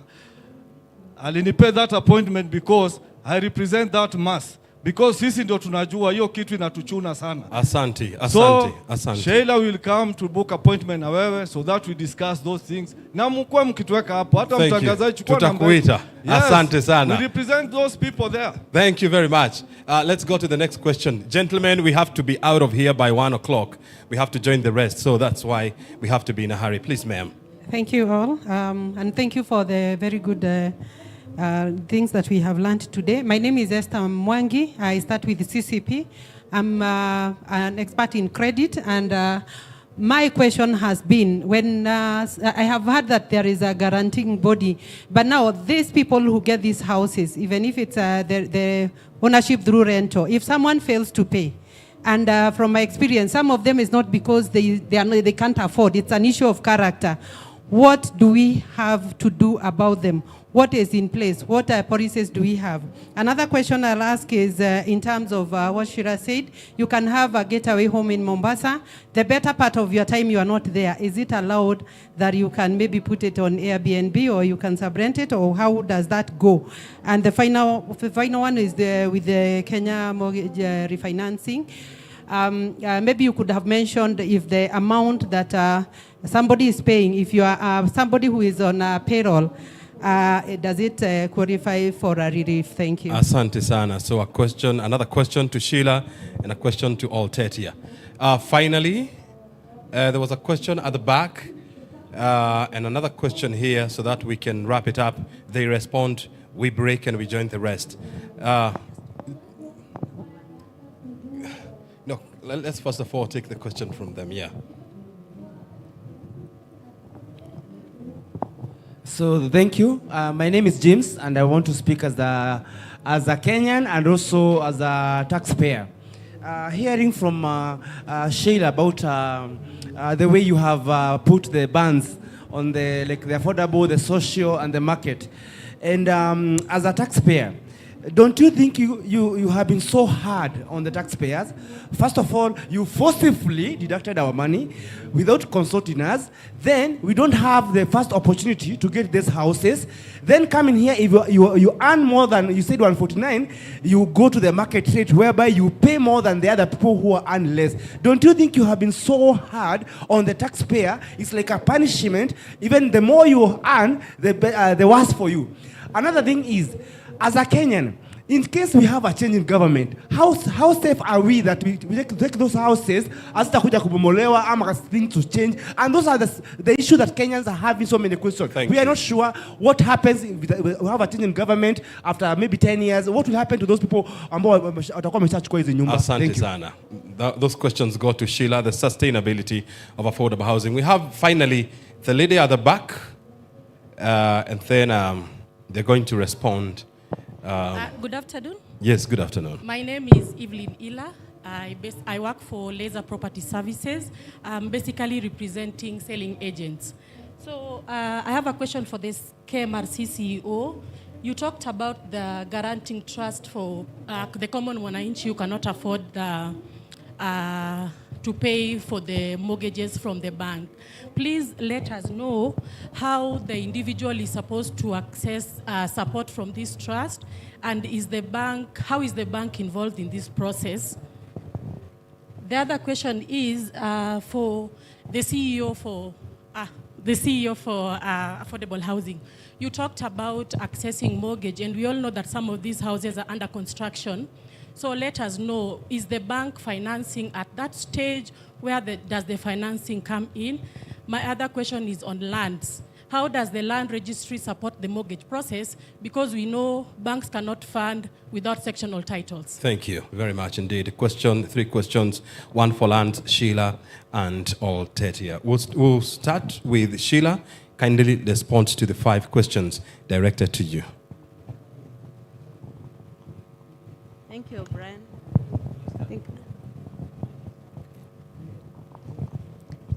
Thank you, moderator, and thank you for the questions that have been raised. There are more than 5, but I'll be able to handle each and every one. So one is from Dr. Ogola. Good to see you, and karibu to the session. Has been on the issue of the roles of county committees. Under the Act, Affordable Housing Act of 2024, there was established county committees, affordable housing county committees in each of the 47 counties. The counties were required to establish them. The Act outlines the membership. The Act outlines the roles of these county committees. But we did face a challenge, especially around issues of financing the activities of these committees. And the issues of, there was the bill in Parliament regarding that. And we were unable to unlock it over the last year. So we were unable to really operationalize these committees, but that through the Senate and the National Parliament, we were unable to lock that. And therefore now the role, we will be able to operationalize them over this current year. Financing has been locked, their roles are there. Most of the boards have been able to establish. I think by now we have about 37 of the 47 counties which have been established. So then we'll be able to operationalize them. And it has taken quite a time, some long time to do that, which is also unfortunate for us because we intend these committees to be sort of our boards within the counties.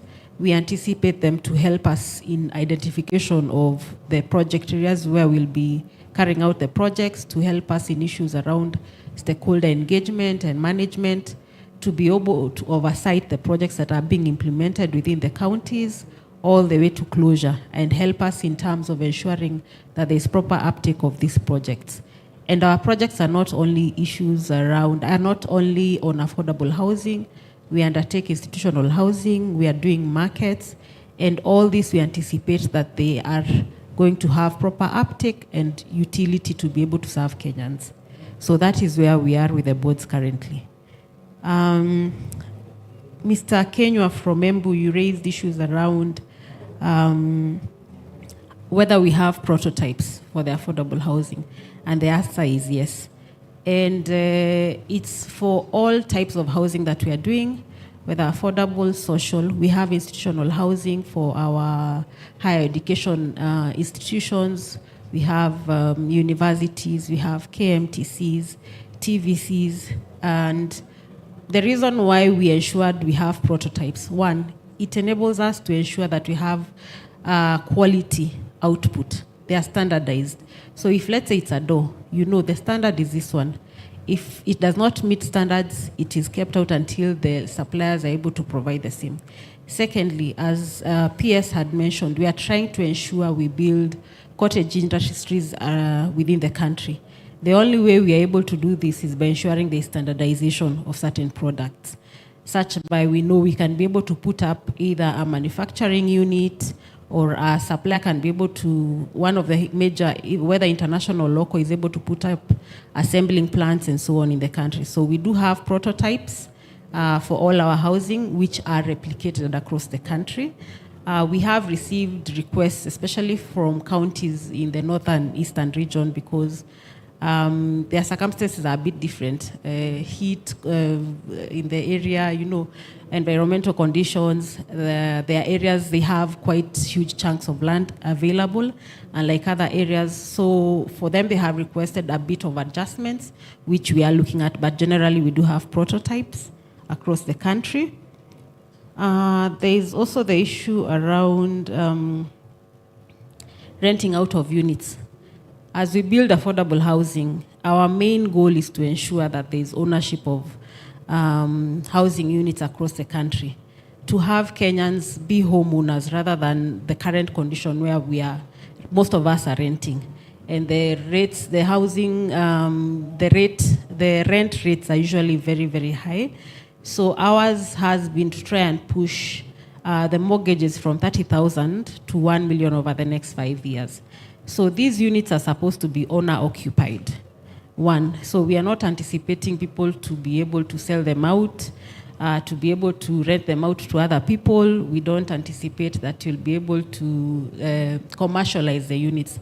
A lot has gone into ensuring that the pricing for these units is very low. We've, as government, put in a lot of subsidies to ensure that, and therefore we don't want commercialization of the program. Even selling, you are only able to sell your unit after 5 years, and you give the board, the Affordable Housing Board, the first right of refusal. And even when you do sell after those 5 years, you will have to sell that unit within the affordable housing rates at that particular time. And the other issue is that we don't allow, we only issue or allocate 1 unit per ID, to ensure that also you don't have people who have muscle, financial muscle, coming and buying off many units and denying others units within the market. So we have put in so many measures to ensure affordability, to ensure that as many Kenyans as possible are able to own their homes under this program. There is also the issue around, and this was raised especially around the issues of around municipalities, stakeholder participation, especially when we're coming up with these projects and implementing them. The issues around slum eradication, that we are putting up projects just in the urban areas, and we are not really dealing with the slums in the areas. I would really like to correct that, because part of what the program is doing is also slum, not even reduction. We are aiming at slum eradication. And we have various projects like the Mukuru project, which the president has continued to mention. We have Kibera. PS also mentioned there is an initiative that is going on here, and a project called KISIP for slum upgrading. And what we are doing is that we go to where we have slums, mostly in the urban areas, and we started with the largest ones in Kenya, and we identify areas where we have those slums and where the land is on government land. And we are able to mark those areas, enumerate the people who are in those slums, because those are the people we anticipate will be the first beneficiaries of the houses that will be developed. Then we identify an area, we go and put up housing there. We move the enumerated persons, we give them the first right to own the homes, and mostly these are social housing units under that particular project. And we continue that way until the point at which we'll realize that these slums are over. You know, you shift people from one place, you build one area, you shift them, go back to that area where they had initially occupied, build that area, move more people, until when we are able to complete this. And we have done that, especially for Mukuru. The president handed over 1,080 keys to residents of Mukuru slum upgrading area. And if you're to go there and just talk to all of them, they'll inform you that we were actually within the slum areas. There's the issue of, and we also give first priority, and this has been legislated. It is within the Affordable Housing Act that the first priority of these houses is given to the people who have moved from the slums, and that is what we did for Mukuru. It was only open, the first studio units which were handed over, they were opened only to the enumerated persons from the Mukuru slum. There is the issue around mechanisms to deal with persons who are unable to pay or fail to pay for the housing units. The housing units, yes, are up for payment.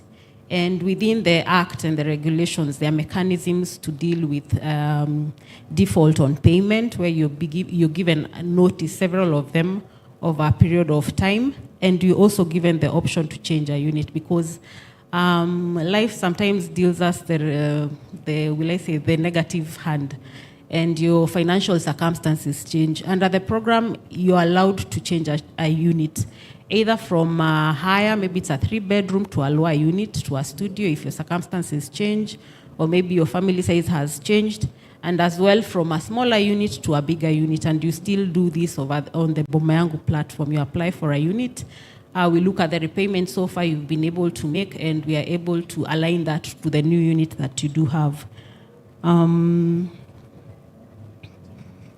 There are the questions also from James. I believe that is on security of ownership of the units. My colleague will be able to discuss more on that. But yes, we as a board are ensuring that all units will get sectional title, specifically for your units, and all the owners within a development project will be members of that. They'll form a company, a management company for that particular project where they live, and each person or each unit will have will be a shareholder within that company. Therefore, you decide how you run the affairs of your company, how you'll manage common areas, and all other aspects. And therefore, you have no worry that over time your units will be sold or will be taken up. And as my colleague, Mr. Nyandoro, mentioned from lands, is that the government looked into issues of security of tenure, and that's why the Sectional Titling Act was came into place, just to ensure that each person, and you know, it's a new reality that we all faced, especially in urban areas, when now houses started going up in terms of apartments. Before, everyone was building on their land, so you had a title for your land. But now what happens when you own a unit on the 11th floor? You know, how do you ensure that you have ownership of that particular unit? The other issue was raised by the lady from LESA. It's on issues around accessing mortgage, at what stage. We had, as the board, put out 4,888 units for sale on the Boma Yangu platform. Remember, I told you log on to www.bomayangu.go.ke for units which were and are still under construction but close to completion. but the board reached the decision to also sell off plan, meaning immediately the projects we have ground broken for the particular project, then those units can be bought from the platform, the Bomayangu platform. And you can be able to, we are having discussions with various banks, KMRC and the banks under them, and also we are pushing towards having these conversations with SACCOs as well to be able to give you financing that you're able to access this home and start making payments as soon as the project has been ground broken. Thank you, moderator. Thank you. Oletetia. Thank you, Bona Moderator. I have two questions, one each from Esther and another one from the lady from, I forgot your name, I'm sorry, from Lesser Properties. And they are very good questions. The Esther question was around guarantees and borrowing and things like that. And it's very clear that Esther has a bit of experience in lending. Now, there's one thing that is called character, which Esther talked about, that's almost impractical to legislate. Character is about a human being, it's about a person's behavior and things like that. But what do we do about that during lending? Now, for purposes of accessing credit, there is usually a due diligence process that is undertaken. A couple of things are checked, not just merely how you're going to pay or your ability to pay, but also about your track record or your credit history. Credit history is very important, and that's a character issue. Because if you have been unable or refusing or unwilling to repay your loans when you borrow, then that's a character matter that, of course, is checked. So your track record on repayments of any borrowings that you've taken is usually taken into consideration to ensure that you don't allow people who may have bad manners to continue with bad manners to borrow, because of course then they will not want to borrow. They will always want to borrow with no intention of repaying. The other one, which I think Esther alluded to, is in relation to qualification criteria. How do you access KMRC home loans? And the idea here is affordable home loans with all the characteristics that I described earlier. About it's less than 10%, is mainly about, actually it's 9% the loan you get, whether or not it's longer term, 10, 20, 25 years if you want that. If it is fixed rate, that's what we have. And also the fact that you can get financing for the whole amount of the home loan that is required. And that's what I mean is you actually get 105% financing, meaning 100% is the value of the house you're going to pay, and the 5% margin is to enable you to pay incidental costs. The incidental costs are usually the legal fees, the land tax, it's called what? Stamp duty, which is actually a government tax. You know, those are some of the incidental costs that you have to incur for purposes of processing that loan. So, what other criteria do we need to check out for you to qualify for the home? Is your income. Will you be able to repay a loan for a certain value of a home? That's the categorization that we look at. It is essentially qualifying for a loan that you can afford to repay, or for a home loan that you can afford to repay. And that is the factor of your income. Remember, income, there is a law in Kenya that requires that a third of your income must remain for your other purposes. And therefore, that also is an issue that has to be checked. And we have properties, the properties that have been constructed, you identify your home yourself. Homes are very personal. You have to identify from wherever it is that you want. And then you go to a financial institution, a bank, or a SACCO. Remember, we have, at the moment, at least 15 SACCOs that are working with KMRC, and they are spread across the country. I think I didn't mention earlier that we have disbursed over 22 billion shillings across the country to 38 counties in the country where people have taken mortgages. And of course, we'll want that to increase a lot more. So if you don't want to go to a bank, please go to a SACCO. They get the same funding from KMRC, and you should be able to get that funding. The lesser property lady about Kenya Mortgage Guarantee Trust.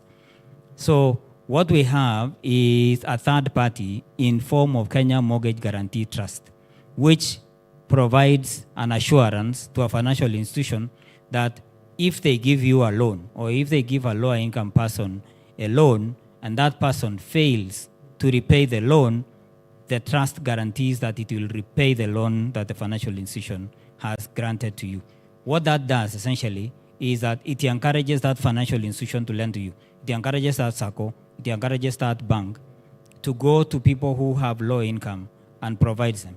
Now, you don't need to do anything. The only thing you need to do as a borrower is actually go to the SACCO or go to the bank, and you have already identified a home that you needed, and therefore you want that loan. It is the SACCO, the bank, that accesses the loan, and there is a criteria that they have to follow for them to be able to apply to the Kenya Mortgage Guarantee Trust for that loan to be guaranteed. Because the guarantor here, which is the Kenya Mortgage Guarantee Trust, guarantees a lender, not the borrower. The lender will be able to give the loan to the borrower, but then the guarantee is to the lender. And the lender in this case is a bank, is a SACCO. So just identify the home. They will determine your income or ability to pay, and of course based on the property that you are taking, and the rest will be done by the financial institution. Thank you. Thank you. Nyandoro, there was a question for you as well. Allow me start the question from our colleague from Embu. He talked about the gap in the law relating to alienation. I don't think that currently we have a gap in law. Rather, I will look at the manner in which when we started the program, how it started. Those of us who remember, we had the issue of even where private individuals could come and hover their land. But when government took a park, then they realized if you go to get private land, you have to do a purchase of that land. And the purchase of that land could go to the cost of the unit. And that way, because there were properties that were owned by either county or national government, but we did not even know what those parcels were served for. So it was critical to go back and find out the intent for those parcels so that you can pin them to the point of getting to ownership. The next thing was about the planning of those parcels, where you were going to have, most of them were not even titled. Others had cases even in court. And a good case in point is what we saw here about Mukuru. Mukuru had people who had individual titles over public land. The State Department, in collaboration with the Ethics and Anti-Corruption Commission, the National Land Commission, went to court, challenged those private ownership, got the land through the court before the launching of the project. So it is very critical that the project where we are going to have affordable housing, it should be clear that it is government land, either for national or county government. Then there is the surveying, titling of the property, which now will be able to give us in terms of the issue of advisory to the county government. I remember in the year 2022, we had a meeting with the Council of Governors. In that meeting, key on the agenda was on affordable housing, how will the land held by the counties be brought on board? At the time, it is around that time again, the issue of affordable housing board also came in key. How do we have this umbrella which is going to carry us on board to the issue of having ownership and removing government directly, so that the property becomes private for you to allow the owners to take up the homes. So I would want to be able to say that because of this and the continuous interaction, you will understand that once the units are done, there is no way we will give a unit title which property at no ownership identification. So that is a way of regularizing to make sure that wherever we are at project, that started actually before those identifications, that like the one we saw in Kirinyaga is a good case in point. The project went, when it was being analyzed, it was realized the land actually was not even surveyed. Survey was done, and we have teams across the 47 counties. Those teams that were constituted includes our State Department, Department for Housing, we have the Housing Board, and to an extent like Mukuru and the one Kibera, we had even the owners association, those who were living there, who were identifying the people before they were moved out to allow for the development. In terms of change of regime, my friend asked about change of regime. What will happen? I want us to be able to understand that you may have change of government in terms of, we had the Jubilee government, we have the UDA. But when you look at how is government architectured when it is running affairs of the country, we have two things. Any government assume after the exit of the Ruto government, still what we look at, we have two key indicators that any government will be able to tap on to proceed or to have a manifesto. One is the Vision 2030. And in Vision 2030, you look at, there are 4 pillars. You have the economic pillar, the social pillar, the political pillar. You can, I don't want to go to the details of those pillars. But if you look at the Kibaki regime, it came on the economic pillar. If you look at the Uhuru regime, there is an aspect of the social and the economic pillar. But when you look at the Ruto regime, there is more of the social pillar, where among the Black Sea project under the social pillar, you have what you call population, urbanization, and housing. In that, you realize that it was the intent that government every year was supposed to come up with 200,000 units. So any succeeding government will have to have that this is within the 4 pillars of Vision 2030. Kenya also subscribes to what we call international memorandums. And one such a memorandum is under the United Nations, what you call the Sustainable Development Goals, SDGs. And if you look at SDG number 11, which relates to sustainable cities and the communities, it is talking inside the words housing program. So in the event that there is any change, we never deviate from either the SDGs, Sustainable Development Goals, or Vision 2030. One asked the last, when we are doing this mortgage, I think probably she came after I had done my presentation. She talked about how are we going to issue mortgages when we have no titles. Allow me to say this, that there is something we need to get the aspect of between sectional properties and long-term leases.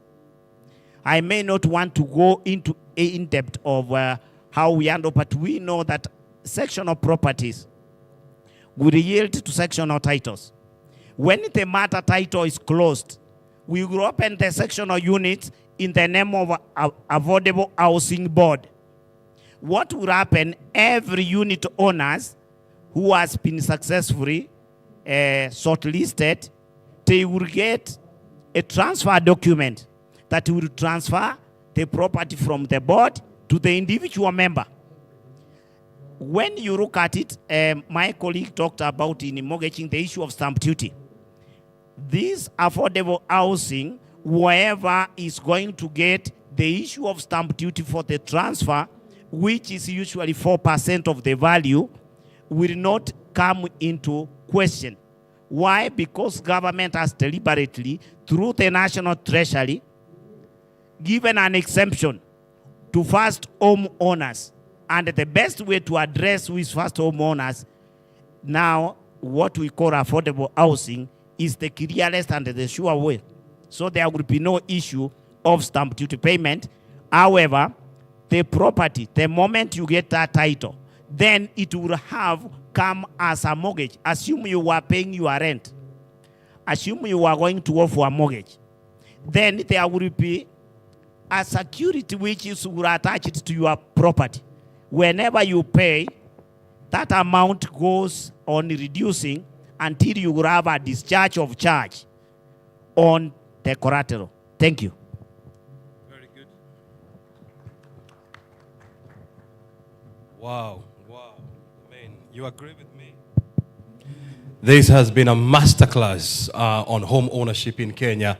Thanks to our team of experts here. I mean, you all agree with me that we can go on, and we cannot exhaust our questions with the time that we had been allocated, because we have to vacate this room and join the rest of the delegates inside the big pavilion. But I think we owe this team a huge gratitude. And so I want us to do makofi anyao, and I want us to be upstanding. Let us be upstanding. No, we are clapping for you. So for you, you can sit. Yeah, we just sit down. So we all remember makofi anyayo, how we used to do it. Let me remind you. So this is how we used to do it. Those are how many? Those are how many? 1, 2, 3. 1, 2, 3. 1, 2, 3. 1 ilikuwa ya nyayo. Sawa sawa? Karibu nyayo. Sawa sawa? All right, let's start. 1, 2, 3. 1, 2, 3.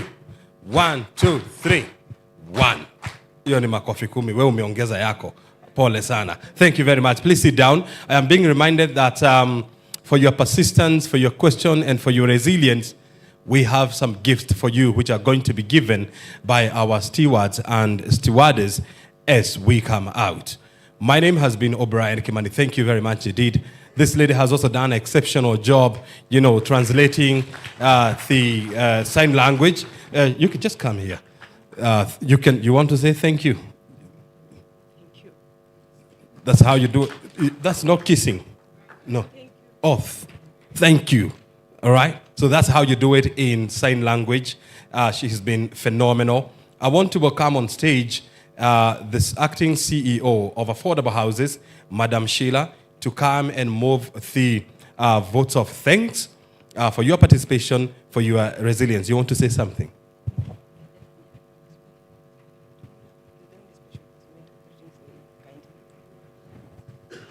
I am being requested that there is a person with special needs. Let us be fair. Let's give the gentleman time to ask a question. Can you tell him to be brief? Thank you so much. My name is David.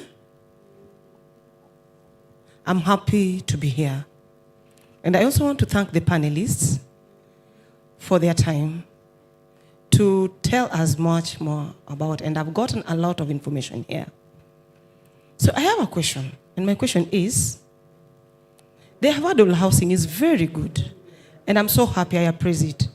But people with disability have hard time in accessing all these houses because of the late information that we get. Maybe the houses are expensive. So what are you going to do so that we move together, that no one is left behind? Because this, in the spirit of devolution. Thank you. All right, that is a question let's put our hands together to Sheila.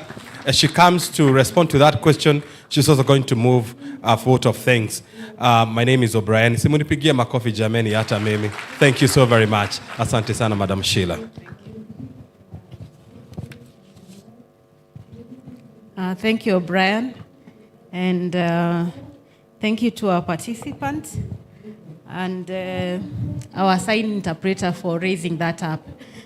As the Affordable Housing Board, we do realize, yes, there has been, we haven't been able to really carry everyone along. And not only as the board, as government, we are putting in mechanisms to ensure that we carry everybody along, especially those ones who are abled differently. For one, especially in terms of access of information, that is very key. You can see by our effort here today, even just having the sign language interpreters here is one of them. We are trying to see how to have our information materials out in various methods of communication. In terms of, we are looking at how do we have even our FAQs having braille, interpretation. I don't know if we call it interpretation, but having various ways to reach out our information to everybody, irrespective of how they are abled.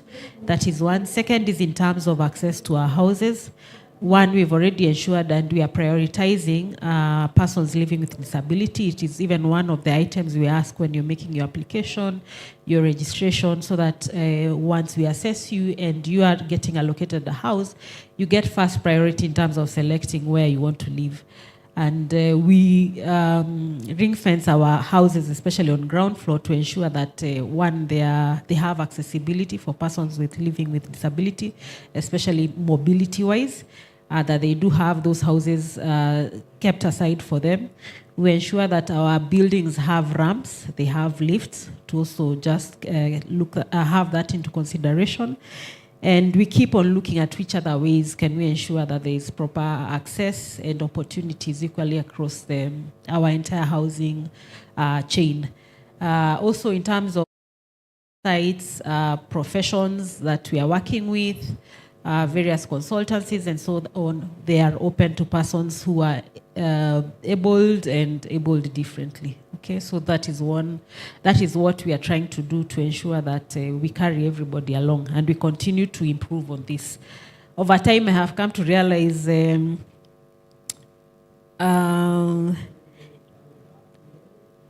disabilities there's a quite wide range.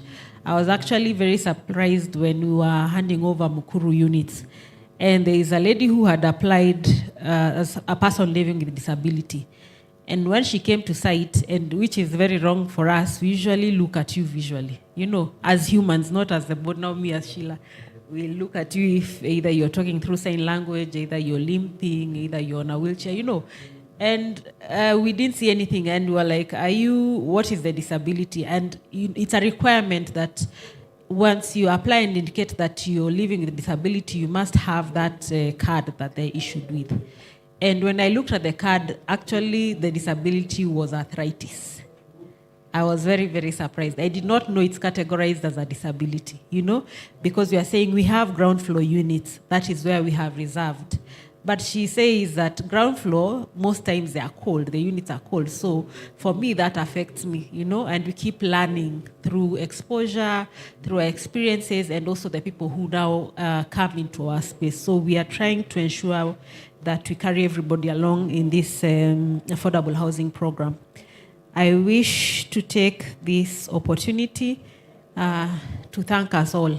It's not very common to find that you've been here for 2.5, 3 hours and the room is still full.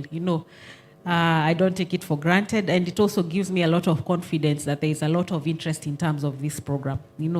Understanding what the program is, where we are going, how do we benefit as Kenyans in our various aspects, whether it's as individuals, as professionals, as developers, suppliers, financiers, and along this entire value chain. And that's why we saw it fit to have a panel that is very rich, looking at development all the way from construction, looking at issues of financing, both for the developers, suppliers, as well as for the homeowners, looking at our private sector, how do they come in, what opportunities are there for them, how do they support this program. There is a housing gap of 250,000 units annually, and the private sector puts in 50,000 of those units. So private sector is a key player. We anticipate that with their participation, we are able to cover that gap and even go beyond per year. We do have, you have had the chance to understand what is your security of tenure in regards to this affordable housing program, because that has been a key concern for many Kenyans, just to understand what we are doing and what laws are in place to secure you as homeowners. And we have had the participation of the county governments to understand what role they are playing, and you have heard even from the questions on the ground from the audience. So I take this opportunity to thank you all, to thank our panelists most sincerely for accepting to be here with us, to be able to answer questions and to address concerns, queries regarding the program and the various aspects of the program. And also just to thank you, our audience, for being here with us and for sitting through that entire session and being very active to even raise questions, because from the questions is when we understand where the major gaps, where the major questions are. So asanteni sana. As you leave their gift packs, just to say asante for being here. Mentioned we have our exhibitions out here. Our colleagues, our panelists and ourselves, we do have exhibition slots either within the pavilion or the other exhibition space. So please feel free to come to our spaces if you have further questions, if you need assistance, if you need to register. Come to the Affordable Housing Board, number 3 at the pavilion. Come start your journey to your home ownership. Nambarikiwe sana. Asante. I'm being reminded that there's going to be a photo op with the discussants holding these symbolic and famous Boma Yangu silver key. Remember, there are 2 of them. We have the golden one, which belongs to the president, and then the silver key. So even you, when you get an opportunity, get yourself a photo with these. You don't see them quite often. They don't get close to you quite often. So take this opportunity and get yourself a photo with the silver key. So please be upstanding. There are 2 of them actually. And as you can see, there is a number here, *832#. Actually, I want you to take your phone. Take your phone out. Dial this number, *832#. And you're going to start your journey to home ownership today. So, let's see. It's the other way around. Yes, that way. Remember this magic number, *832#. That is how you get yourself started on a journey to home ownership in Kenya. So let them take that photo. And then you are going to have your opportunity to take a selfie with the gold, with the silver key. There is a request that you smile. Yeah, thank you very much. It's good to confirm that they have teeth, eh? Yeah, thank you. Thank you so very much. I joined them. All right? In the middle. Okay, this is the middle. Yeah? Do I hold these?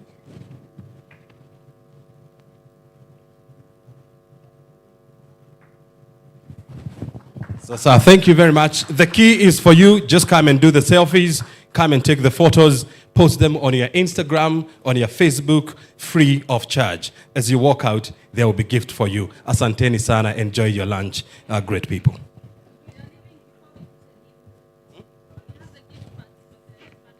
Oh, for the panelist. All right. So as you walk out, you get your gift.